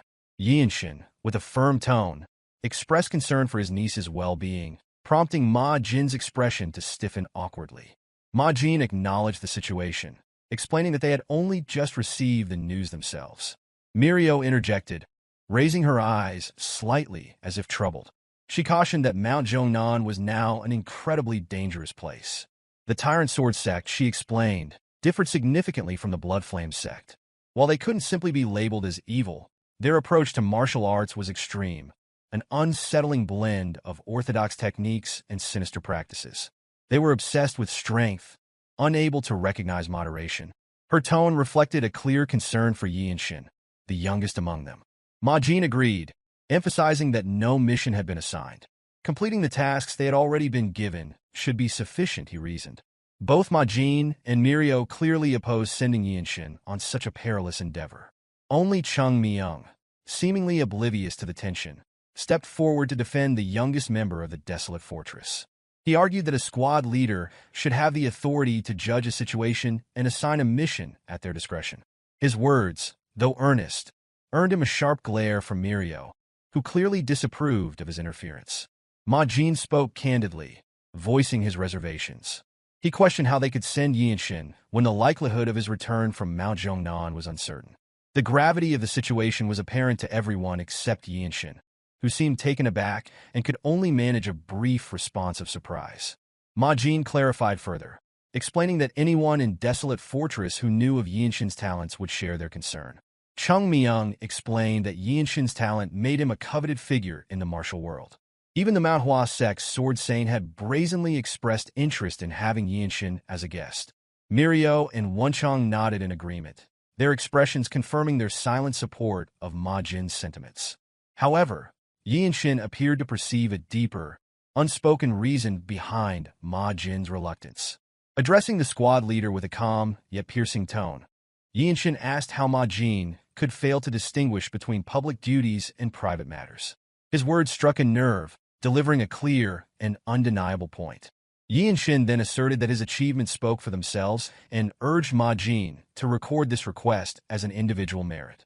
To emphasize his resolve, he pointed to the head of the Blood Swordsmaster, displayed on the table as a testament to his capabilities. Jung Yeonshin, unable to suppress his smugness, remarked that Ma Jin had been cornered. His comment earned him a sharp elbow from Mirio, who silenced him with an exasperated expression and made him groaning in pain. After a moment of deep thought, Ma Jin finally spoke. He admitted that it was difficult to refuse and proposed a solution, a bet. The suggestion surprised the group. Ma Jin, a black-robed martial master, was a figure of immense strength, an insurmountable force compared to a white-robed martial artist like Yeonshin, who was little more than an ant in comparison. Ma Jin declared that Yeonshin would need to neutralize or avoid just one move within a single second. If Yeonshin could manage that, Ma Jin promised to grant his request and even offered an additional reward. This, Ma Jin explained, was the minimum level of skill required to stand out in the martial world. Mirio, fond of Yeonshin, attempted to protest, but her words fell on deaf ears. Yeonshin, unwavering in his determination, nodded without hesitation. They moved to the inn's backyard. Neither Yeonshin nor Ma Jin paid any attention to the growing interest of others. Masters from the Manhwa Sect, having overheard the situation, approached the scene. Ma Jin, unfazed, casually permitted them to observe. Among them, Cheonju returned to his group, thanking Ma Jin for allowing them to witness the exchange. He reminded the Manhwa disciples that this was a rare opportunity to witness the techniques of a Desolate Fortress squad leader. Yu Hyun, one of the disciples, voiced his thoughts aloud, marveling at the fact that a black-robed master of the Desolate Fortress, like Ma Jin, was comparable to a peerless swordsman.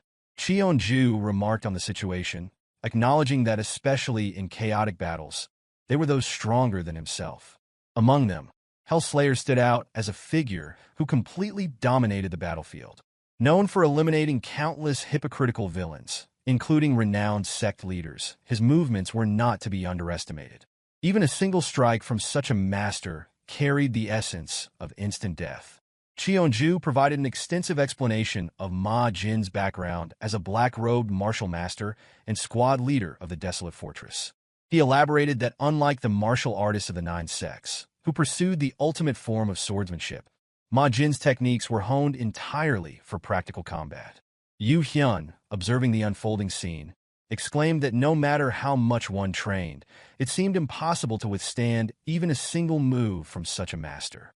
His gaze shifted to the boy standing across from Ma Jin, the Radiant Demon Squad's lightning genius, Yeonshin, who stood calmly, with one hand resting lightly on his sword, facing the gusting wind. Yeonshin asked for some time to prepare, to which Ma Jin agreed, telling him to take as much time as needed. He warned Yeonshin that the strike he would deliver would be impossible for any white-robed martial artist to handle and advised him to sharpen his senses properly. Though his words sounded casual, Ma Jin's standards were anything but. As a black-robed supreme martial master and leader of one of the divine sword squads, he was one of fewer than 30 such figures in the Desolate Fortress. Yeonshin closed his eyes to compose himself, calming his mind and steeling his resolve. He reminded himself that he simply needed to demonstrate the martial arts he had learned. Starting by focusing inward, he awakened his lower dantian and the dormant energy within his body. This energy flowed through him, even reaching his pupils, sharpening his senses further. It was the very skill he had refined during his battle with the praying Mantis Sect's leader. Muttering softly to himself, Yeonshin analyzed Ma Jin's body, scanning it from every angle, as if viewing it reflected in a mirror. His heightened sensitivity to energy allowed him to perceive even the subtlest movements with extraordinary clarity. Conceding the first move, he made a rare joke, which brought a brief smile to Ma Jin's face. As the wind stirred, Ma Jin raised his hand, showcasing the epitome of the radiant demon art. A master of all weapons, Ma Jin's skill was legendary. Stories were told of how he turned even discarded weapons on battlefields into tools of destruction, but his bare hands were considered the deadliest of all. Yeonshin was fully aware that Ma Jin's palm technique could shatter a fortress wall with a single strike. Quietly, he told himself he had to evade it, lowering the hand resting on his sword in preparation. Ma Jin took a step forward, his movements precise, direct, and astoundingly fast. The force of his strike felt like a condensed typhoon rushing forward. Even though it wasn't at full speed, Yeonshin found himself overwhelmed, even to just twist his body aside. Ma Jin's hand, controlled yet devastatingly powerful, sliced through the air with precision. The trajectory of the strike was aimed directly at Yeonshin's head. In that instant, a faint blue light flickered across Yeonshin's forehead. He realized that his current footwork was insufficient to escape. The techniques taught by Chung Myung lacked the structured formulas he needed, leaving him to rely on clear intention and instinct to carve a path. Yeonshin muttered about needing just one step. In his mind, he calculated the movement path and the direction of force Ma Jin's technique would create, drawing complex lines in his thoughts. His head burned with intense focus as a second dantian near his heart seemed to awaken momentarily. Harnessing this new surge of internal energy, Yeonshin felt a technique forming within him, born of his innate talent and the immense pressure of the situation. Under Ma Jin's overwhelming mastery, Yeonshin took a single step. In that fleeting moment, a tremendous shockwave erupted behind him, whipping his hair upward. The fierce wind from Ma Jin's strike swirled the dust around the yard, leaving the onlookers in stunned silence. Among them were masters who had dedicated their lives to martial arts, and even they recognized that Yeonshin's step was extraordinary. Ma Jin, still in the posture of extending his hand, moved only his lips to ask what that footwork had been. Yeonshin replied simply, saying he had walked because he saw a path to survival. Indifferently, he added that he would name it the Radiant Wing Step. Ma Jin stood silently for a moment, a brief smile crossing his face as he thought to himself about the incomprehensible talent Yeonshin had just demonstrated. Straightening his posture, Ma Jin made his decision. He announced his permission for Yeonshin to journey to Mount Jongnan, acknowledging the boy's capabilities with a tone of quiet respect.